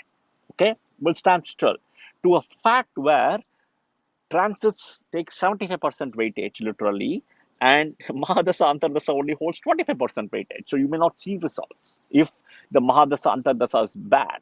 Okay, so if you're running a very good Mahadasa Antardasa, sometimes Sadesati you will feel some pressure and pain, but not that much. But if you're not running a good Mahadasa and a good Antardasa, even one of it is bad, Mahadasa or Antardasa. Antardasa is bad means even Mahadasa is great, it will stop. Now, what you will see is you have to break it down in Sade Sati, right? 7.5, I'll break it down. Example 7.5 years is Sade Sati, right? Now, what you can do is very simple calculation. Okay, I'll give a very simplest calculation. There are 27 nakshatras. Okay, 27 nakshatras in the zodiac. Okay, the sun owns the zodiac of 12 houses, moon owns the 27 nakshatras. Saturn takes little over 1 year. Okay, 1 year, 2 months or so, something like that. 1 year, 2 months, 1 year, 3 months per nakshatra. Per nakshatra. Okay, now, what happens is when Saturn is transiting on your in Sadesati we're talking, right? When Saturn is transiting on your Janma Nakshatra, okay, among the 7.5 years period, you can break it down further. So, so let's take an example. Your Makara Rashi, your moon is in Capricorn. Just an example.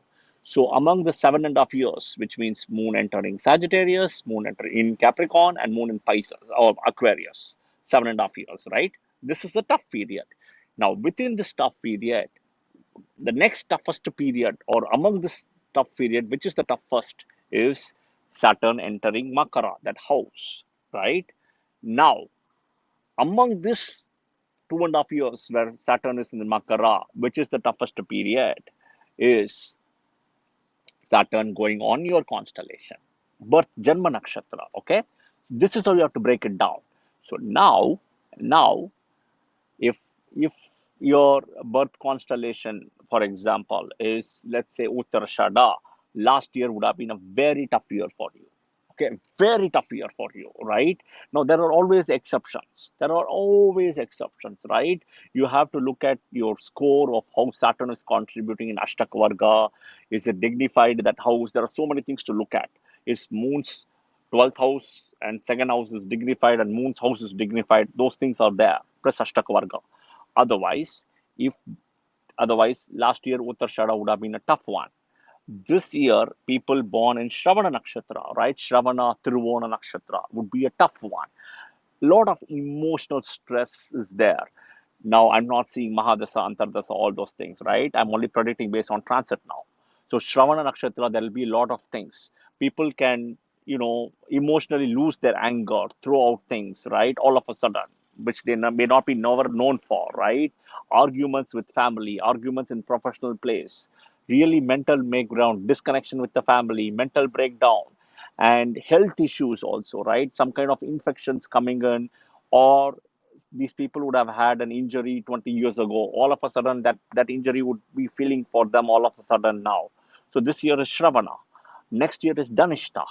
Okay. So this is how I would break it down, Bano. Okay, thank you very much sir. And Khushita ma'am, I would like to ask, मतलब recorded sessions की जो हो चुके हैं उनकी recordings मतलब कैसे मिल सकती Banu, we have stopped recording, so this session is not being recorded. है? No ma'am, But I am for the asking old about ones, previous questions. Yes. yeah, let me complete. Let me complete because there's also a recording icon on the subject of this room. So just to let everyone know, this session is not being recorded, and henceforth we are not going to be recording any sessions. Uh, For the old ones, you're going to have to get in touch with Srini. So, Kushita, I so, am so, actually so recording this she's, session. well, she's trying to record. We don't know how it's going to come. So let's keep fingers crossed, right? So Prachita wants to record it. So it's up to her and I'm fine with it, but we just don't know how it's going to come. So be aware of that as well. Okay ma'am, Okay, Okay. Thank you. that's good to know. But Hi, we don't know Shravan. how is it going to come. We don't know how is it going to come because there are challenges as well. Because for example, when I recorded, when I'm putting my AirPods on, the challenge is I'm not able to hear anything when other person speaks, and all those things are there. So there are some challenges as well. So, and the past recordings, we have given it whatever it is, and we don't have it anymore. So the links may, I don't know, some may work, some may not work, Bano. Okay. Okay, thank you, sir. Hi, Charan. Yeah, hi Kushita, hi Srini sir. Hi. My question is that for some ascendants, like take example of Libra ascendant, Sun becomes the functional malefic for that lagna, and if suppose Sun is exalted, like it is in Aries or it is in Leo, how to make the interpretation? Like if will it give the bad results because of being the functional malefic, or if it is since it is placed in own house like Leo or exalted like Aries, will it give good results in its Sun Mahadasha? I would like to know this. Sure.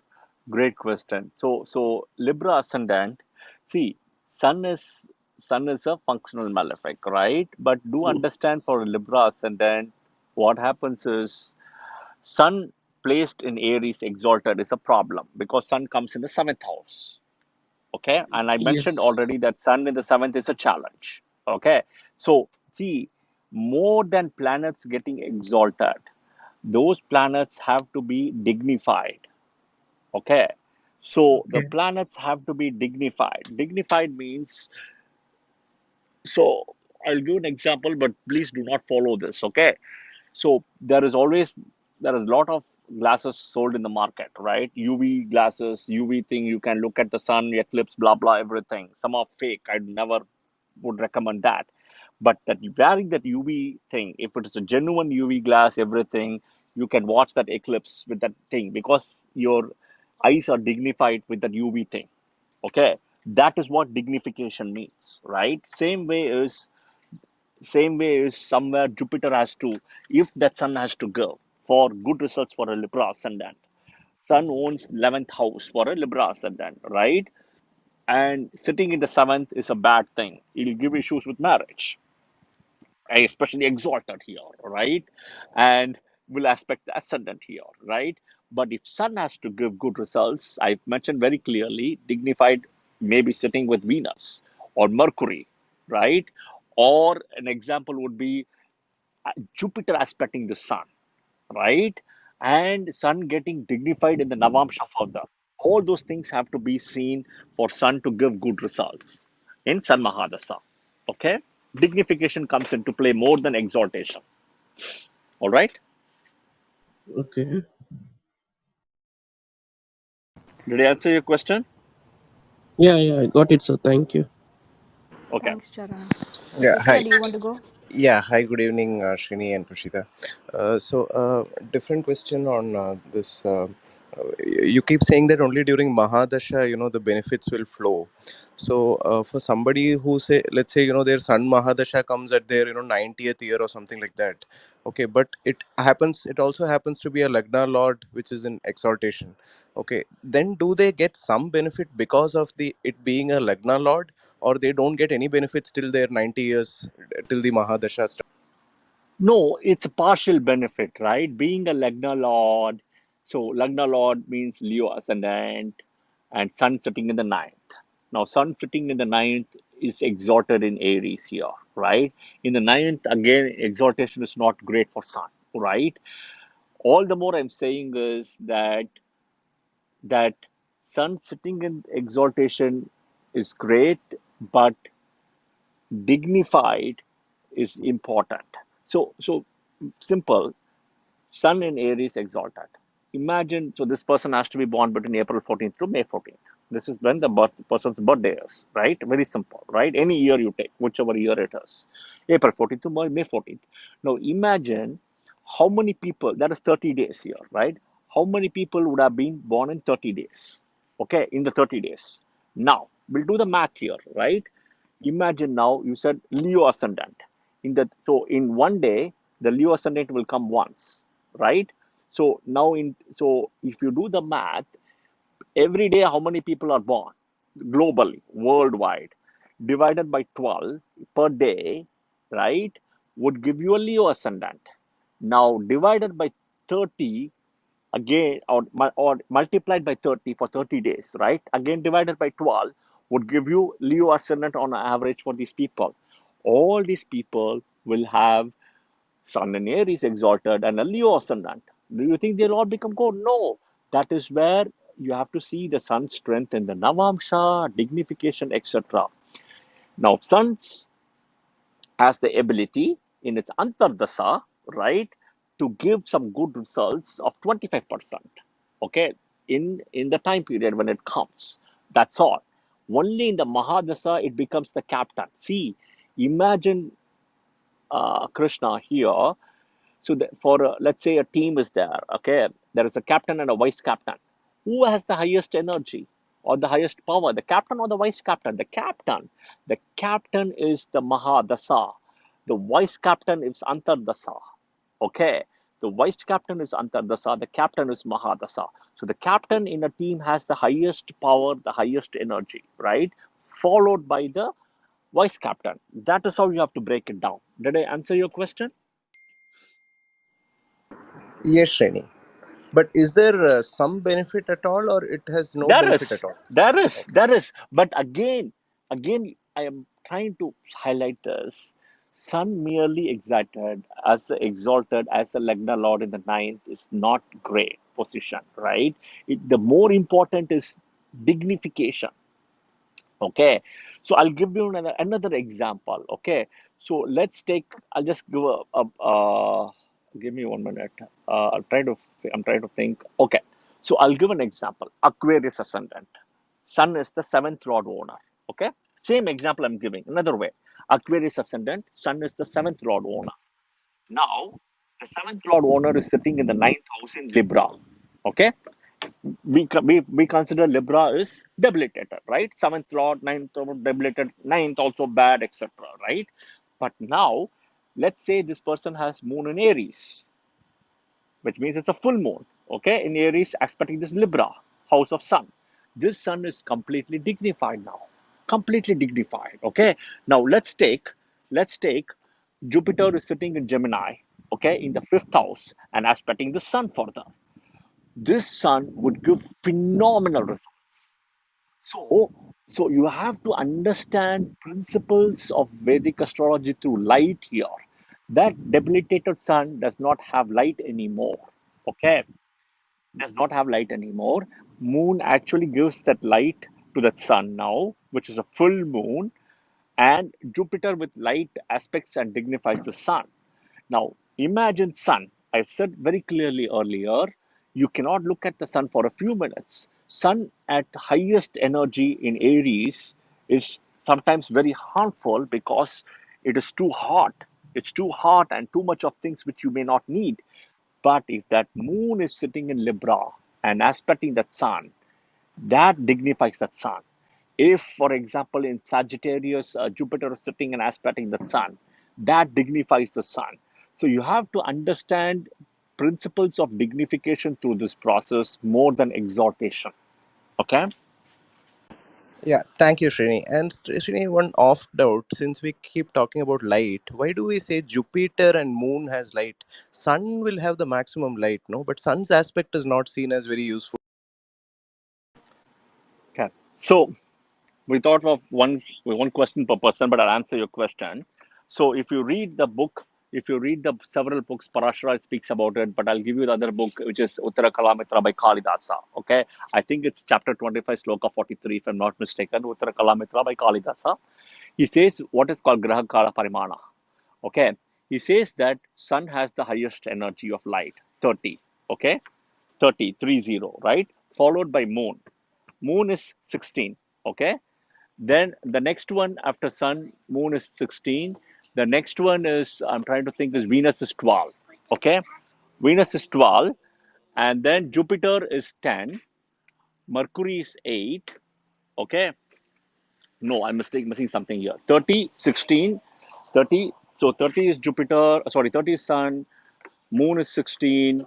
Moon is 16. Venus is 12, Jupiter is 10, Mercury is 8, Mars is, I think, Mars is 6 or 7, and then Saturn is 1. Saturn is 1. Okay. Now, now the problem with Sun, imagine you cannot look at sun's light, right? You cannot look at the Sun, right? With the naked eye. You can look at the moon, you can look at Jupiter, you can look at Venus, no problem. Okay? Sun has got a lot of heat and light energy, which you cannot even see sun because it's too much, it's excess. Okay? And if you go back to the mythological story, right, Sun's wife Sanjana also left Sun and put another, substitute or a clone, right? Where Saturn was born in this process, right? Because cannot take the heat herself, right? So the same thing also works for us, where in sun's heat energy is too much, right? Versus Jupiter. Now when it comes to Jupiter, the or the moon is a filter. Okay, moon filters that light and gives us in the night, which is very cooling energy in the night. Versus sun's morning and afternoon, right? You cannot take the heat. Versus moon's light energy in the night and moon's heat energy or so cooling, right? Jupiter has this unique thing of so called in Jupiter, right? You have this electromagnetic spectrum force where it's got this so called, being the biggest planet in the solar system, can pull anything towards it and send it back again. Okay, that's the power of Jupiter as a very smart planet, which has the ability to dignify through its aspect of fifth and the ninth. Okay, so you have to understand planets through mythological story, but planets through principles of light, of astrophysics, of physics. You have to understand that, right? So that's the way I would have to explain to you, if that makes sense. Thank you, Srini. You can push You're me back welcome. into audience, Kushi. Thanks, Krishna. Lalita? Oh, hi, Lalita.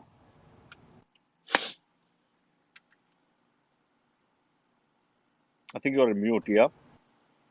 I'm sorry, I was on mute. Um, can I have about 5 minutes? Can I? Sure. I'll wait my turn.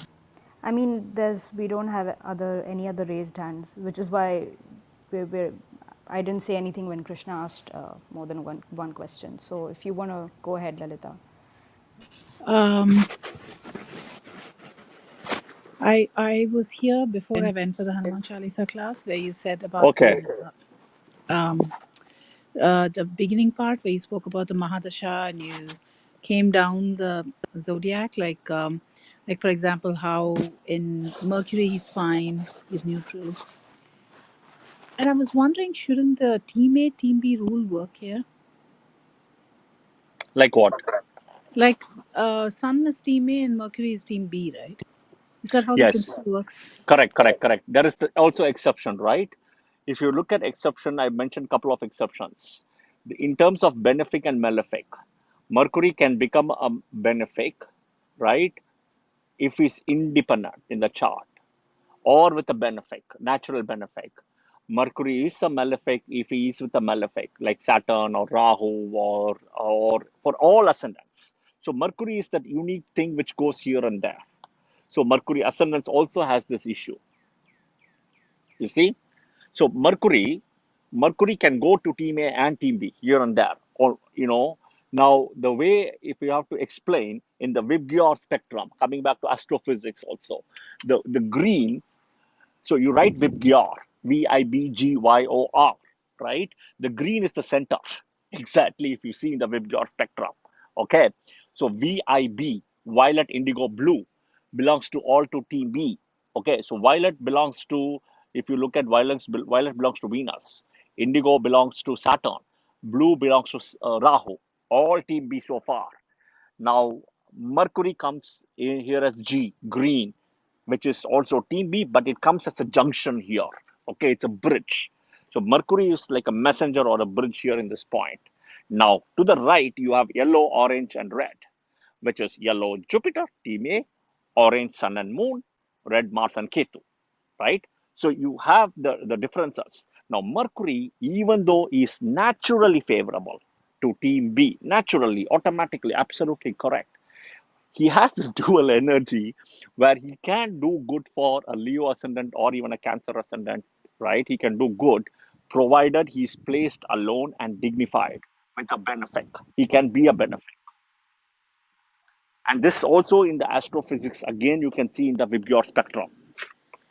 And if you break down the light in a prism and you can see how the diffraction happens.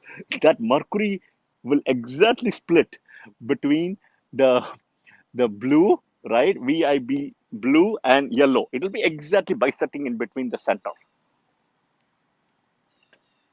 I see. So the sun will inevitably it'll most of the time it'll combust Mercury, right? So, so More that's the often. way, right? Correct. 8, 8, 9 months out of 12 months, it'll be the same thing, right? Or 80% or 90% to your time. But I never combust. So I never believe in Mercury getting combust of sun. I never believe that. So, couple of ways to prove it. Okay, I'll prove it how. You can study in the charts. Physically, when you do astrology, when you study in the charts, you can find it on your own. That's one way. Another way to do is go astronomically, I will prove it. In astronomy, what I suggest is go check the temperatures. We call it as the nascent temperature, right? Of Mercury and Venus. Mercury will be very cold. Venus will be very hot. Go and check. Go and check. You can check any, I don't know, website, NASA site, NASA, wherever you want to check, you can check. Mercury will be cold. Venus will be very hot. Does that logic at all apply? If Mercury is so close to the sun and Mercury feels the sun's heat versus Mercury not getting, the heat at all. So why is it cold? Is there a reason for that? so Mercury So Mercury has the ability to absorb the sun's, because see, anything you let me give you the reason. Astronomically, I think astronomers can give better reason than mine. Okay. I'll give astrologically and then astronomically I'll try to explain it, but I'm not an astronomer. Please understand. Okay. But all I'm saying is you can validate through astronomy, through NASA thing with this, what I'm saying right now. So Mercury, or check, I don't know, Wikipedia may have something or NASA will have it. Just to take the temperature, anybody can check, whoever in the room is, the nascent temperature of Mercury and the nascent temperature of Venus. You will see the difference. Venus will be hotter, warmer than Mercury. And we know Mercury is closer. The theory goes to this. See, any energy which you love, right, which you love, will automatically be soothing for you and you can accept it. Okay. That is what astrology says, right? So Mercury loves, so Mercury among the 8 other planets, number one planet Mercury loves is Sun. Then only comes Venus, then only comes Saturn and all the other planets. First planet Mercury loves so much, his best friend is Sun. Sun considers Mercury as neutral. Okay, it's a very unique relationship between Sun and Mercury. Number one. Okay, so what happens in this process? In this process is Mercury loves that energy of the sun, where it doesn't feel the heat at all, and it says my body, body as a planet can absorb it and can as a way to dissipate the heat and make it cold. Simple, right? It can dissipate and take the heat and make it to cold. That is what the Mercury thinker. So this I'm explaining astronomically and astrologically, both. Now, what I also explained earlier is there are, other than Sun and Moon, in Leo, I don't know if you are there or not, I explained in Leo, there are, other than Mars, Jupiter of team A and Sun and Moon of team A, you have Mercury, which does extremely well in Leo. Mercury is one planet from the team B which does very well in Leo, right? So something important to note as well, right? And it's also this unique relationship between Sun and Mercury. Very unique relationship. Did I answer your question? Yes. Thank you, Srini.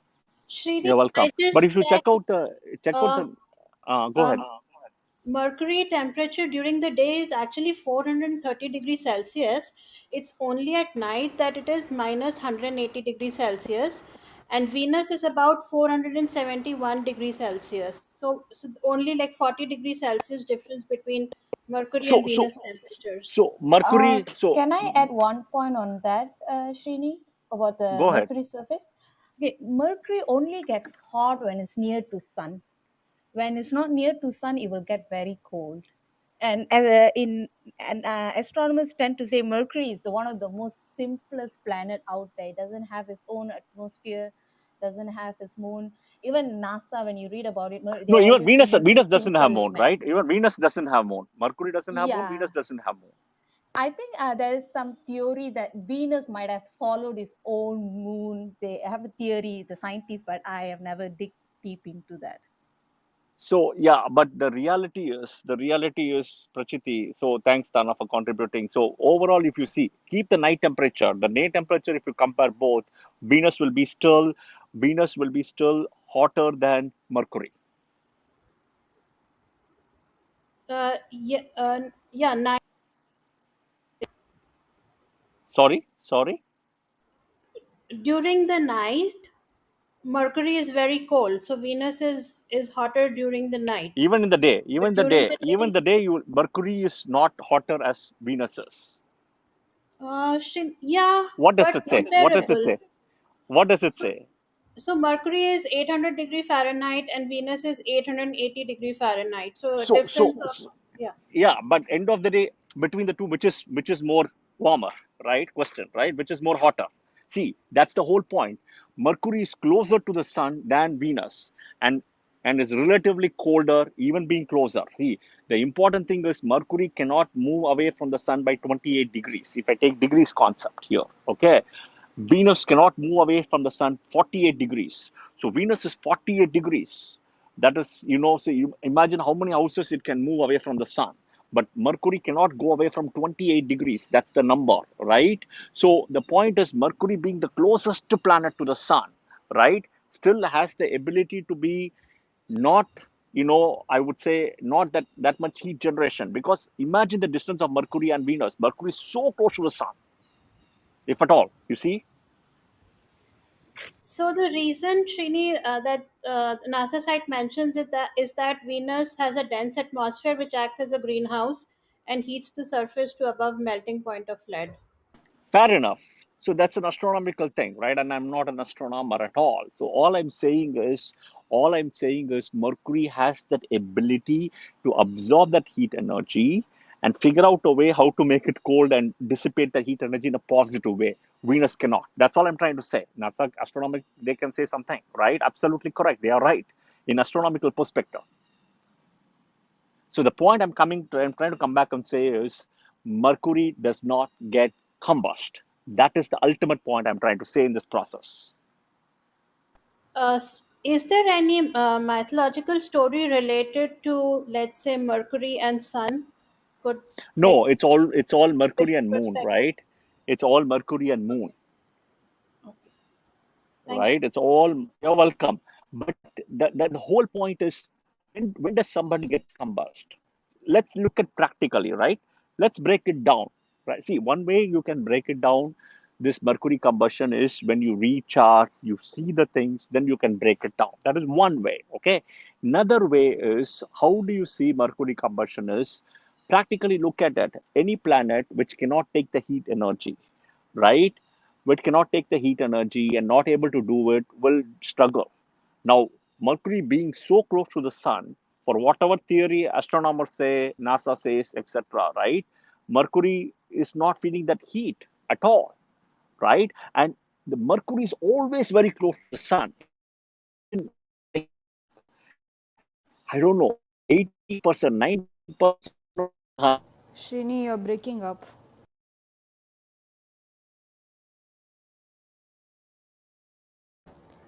Srini, we can't hear you now. 20% charts. What should I want to say something? I've been trying to tell you that we can't hear you. Hello? So Is it me or whatever no? you, Can somebody hear no, me no, or no, no? no, whatever you, no, we can't hear you. Whatever you said in the past 15 seconds, 20 seconds, we couldn't get you. Can you Oh, hear can me? you hear me now? Yes, I can. Yes, Can you hear me now? Okay, yes. so thank you. So what I was trying to say was Mercury finds a way to dissipate the energy of the sun in a meaningful way that it doesn't get combust. It doesn't. Versus Venus cannot. Venus itself is a light source energy and it struggles with sun. Of all the planets in the combustion, Venus is the first one to struggle. So astronomers have a theory of how they have said it by the temperature, the nascent temperature, right?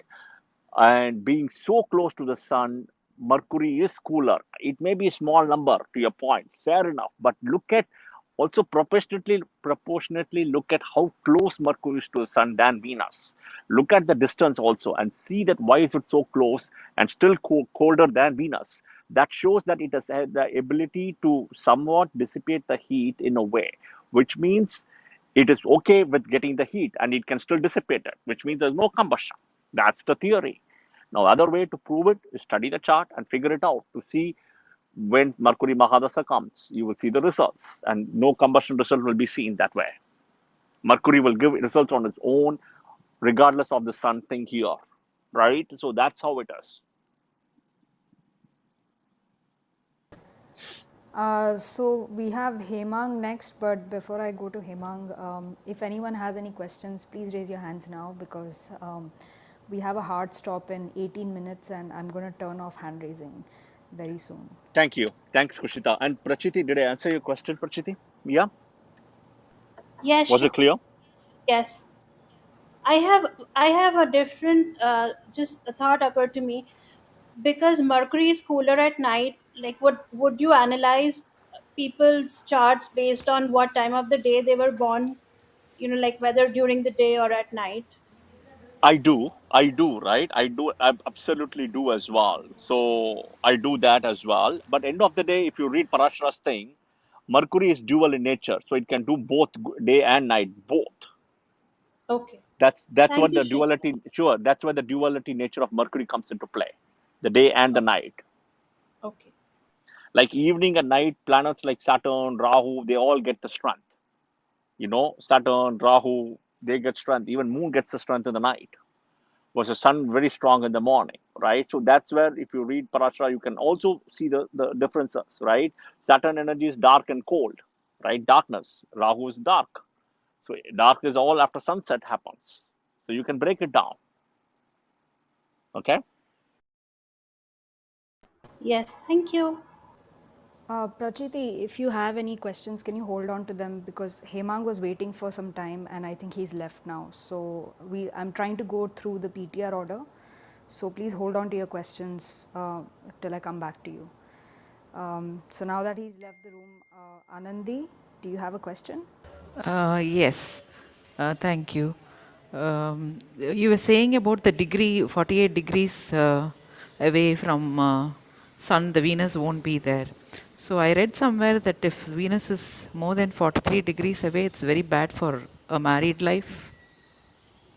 So, okay, so Venus away 43 degrees from Sun, married life, not sure. I'm not sure. See, it could have happened in situations. I'm not going to say no. One needs to look at individual chart because, see, Venus away from Sun 43 degrees, which means basically it's the next house. Venus is sitting from the next house from the Sun, right? Could be the next house, right? More than likely, or it can be next to next house also, right? The two options are next house or next to next house. So, second house or third house. So, that means so it can be both options, right? So for example, I'll just give an example. Sun is at 28 degrees at Aries, okay? 28 degrees at Aries. And you mentioned at what degrees? You said 40 degrees. Is that correct? Or what did you say? 43. What degrees did you say, Anandi? 43, 43. Okay. So okay. Yeah. So sun is at, let's say, Aries at 28 degrees. Okay, 28 degrees. That means Taurus 28 degrees would cover 30 degrees. Okay. That means Venus goes to Gemini next. Okay. Venus goes to Gemini now at same 43-degree. That's one scenario is possible, right? Here, Sun Venus is 311 axis, 11:3 axis, right? Which is actually not bad at all, right? Same way you can do plus or minus both ways, right? Sun, you can put it in Taurus and you can put Venus in Pisces also. You can do that also, right? Another way to look at is Sun sitting in Aries, right? Sun sitting in Aries at 10 degrees, let's say, right?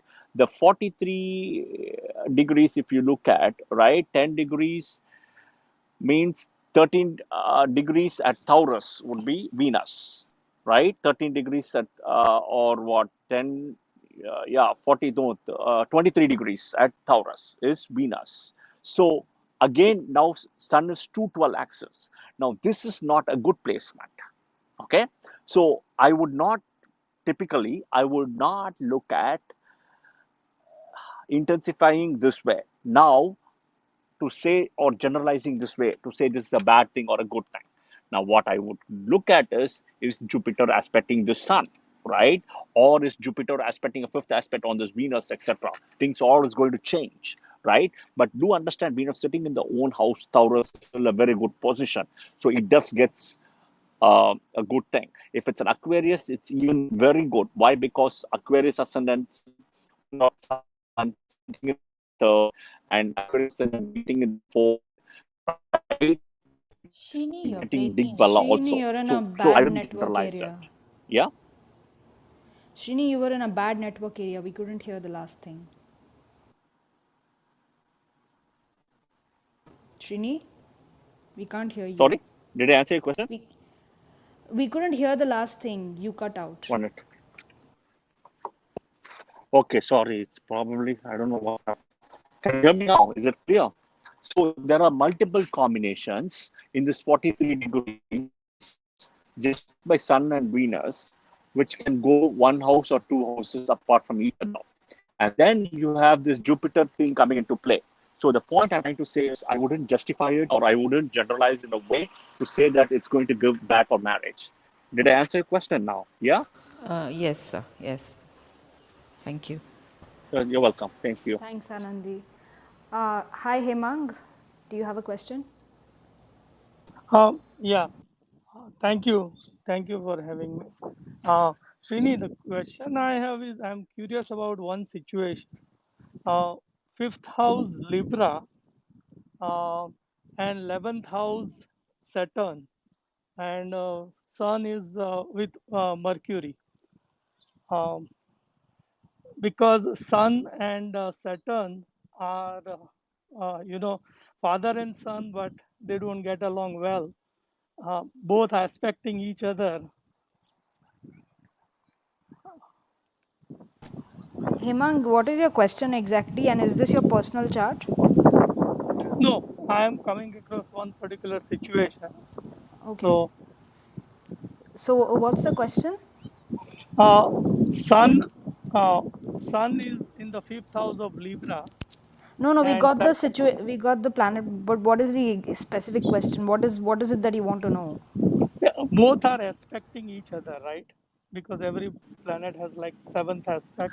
Okay. So Saturn is in Aries and Sun is in Libra, aspecting each other, right? Yes. So basically, what happens is both are debilitated here. Can you mute yourself? Yeah, please. Can you mute yourself? Thank you. So is Sun is in debilitation here.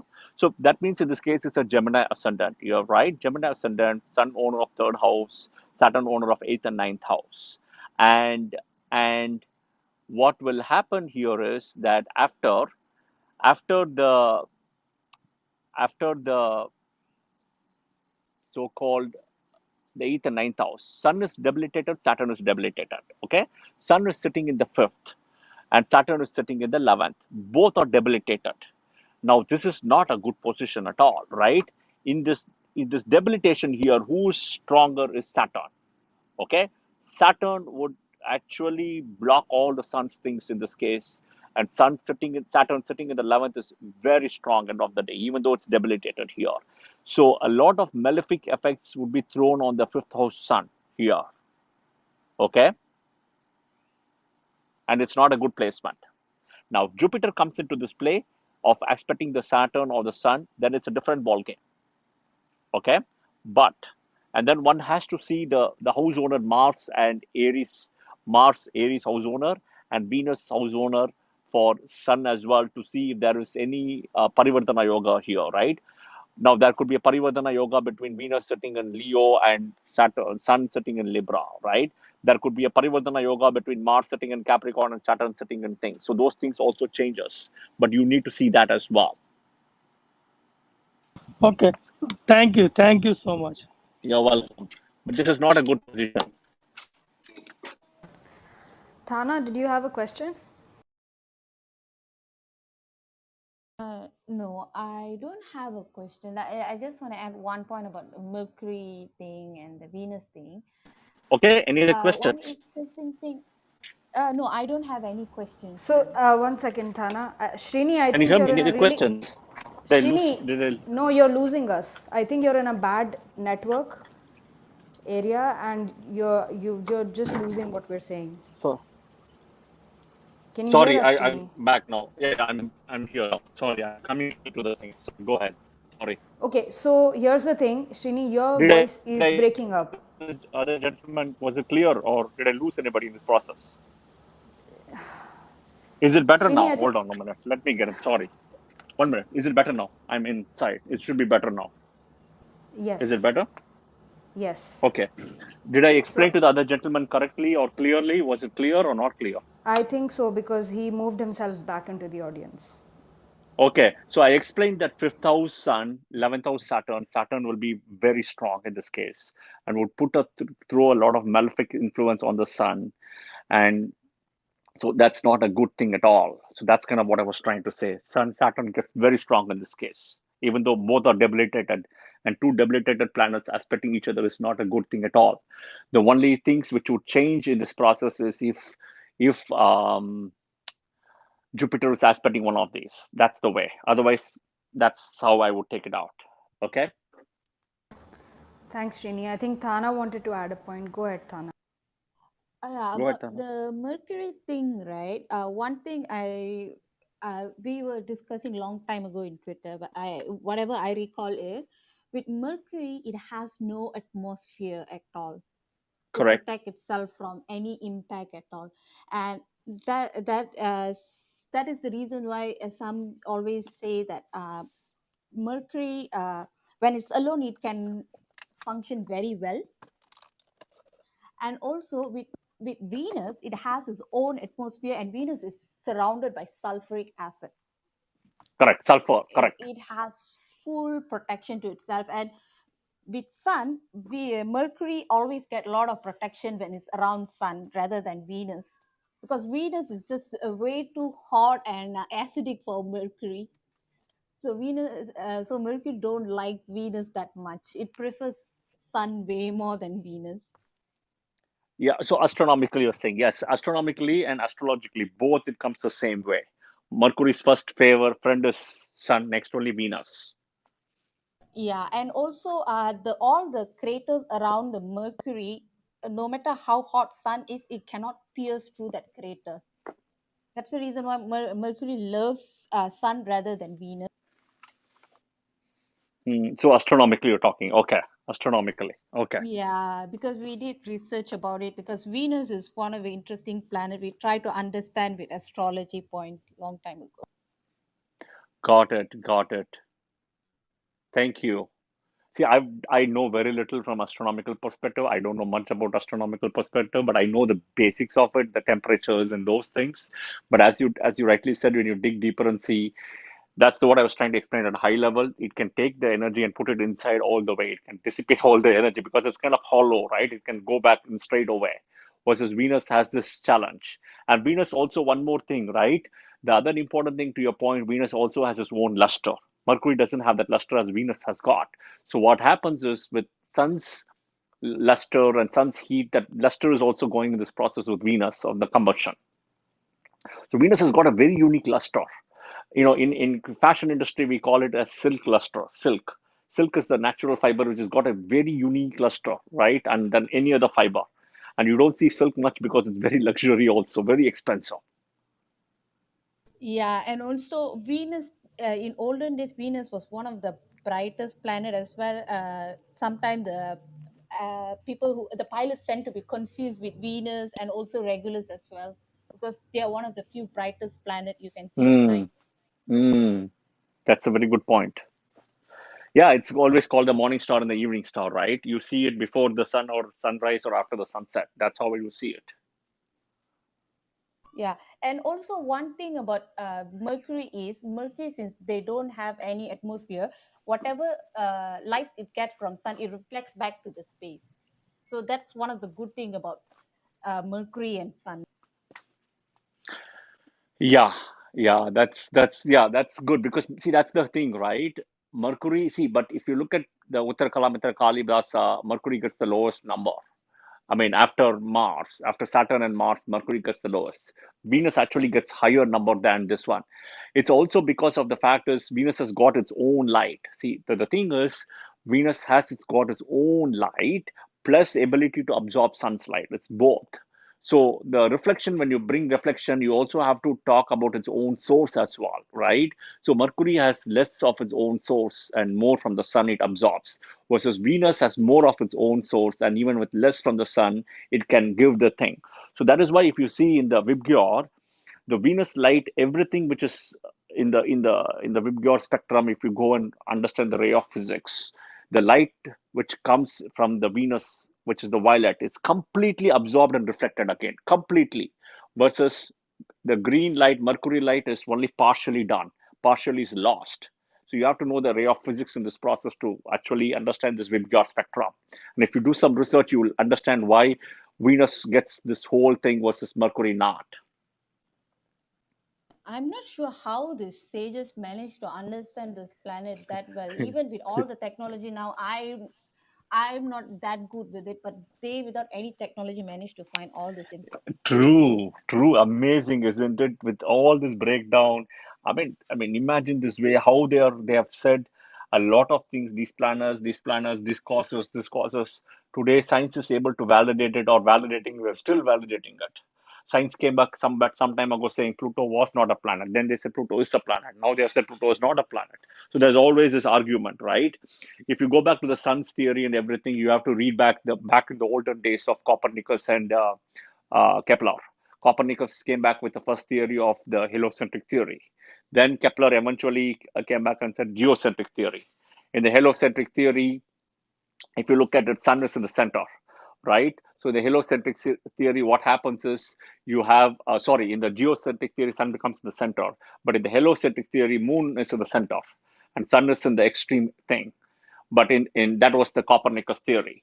Then you have the Kepler, which came with the geocentric, which is very well with the Vedic astrology. And Vedic astrology had all this much before than Copernicus and Kepler.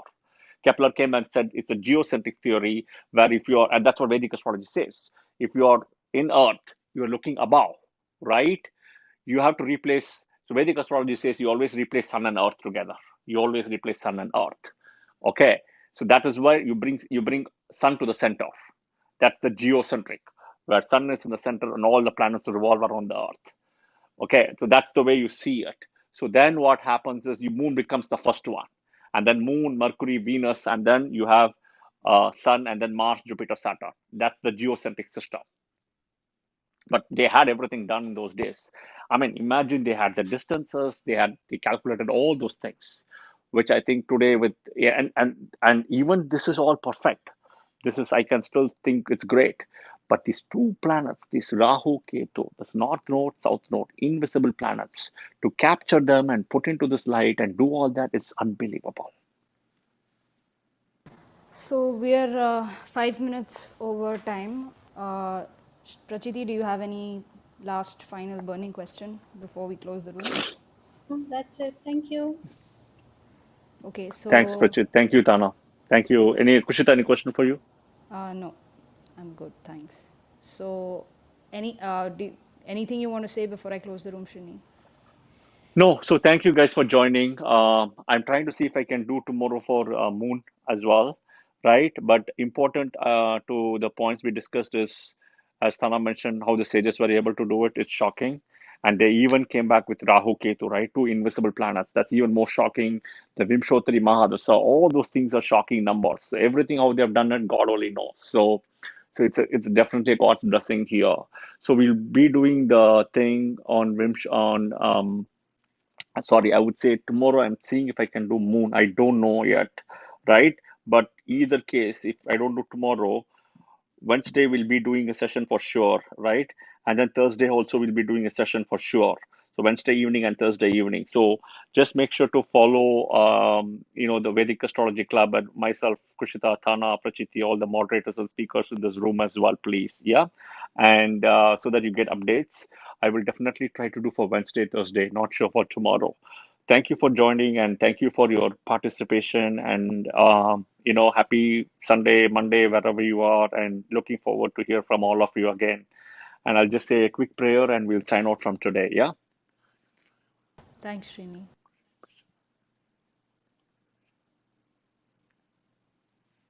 Yep, I've done my prayer, so we can go ahead and close the room, Pushita. Yeah, thank you. Great. All right. Thanks, Prachiti. Thanks, Sana. And thanks, Srini. I'm going to close the room in 3, 2, and Thank 1. you.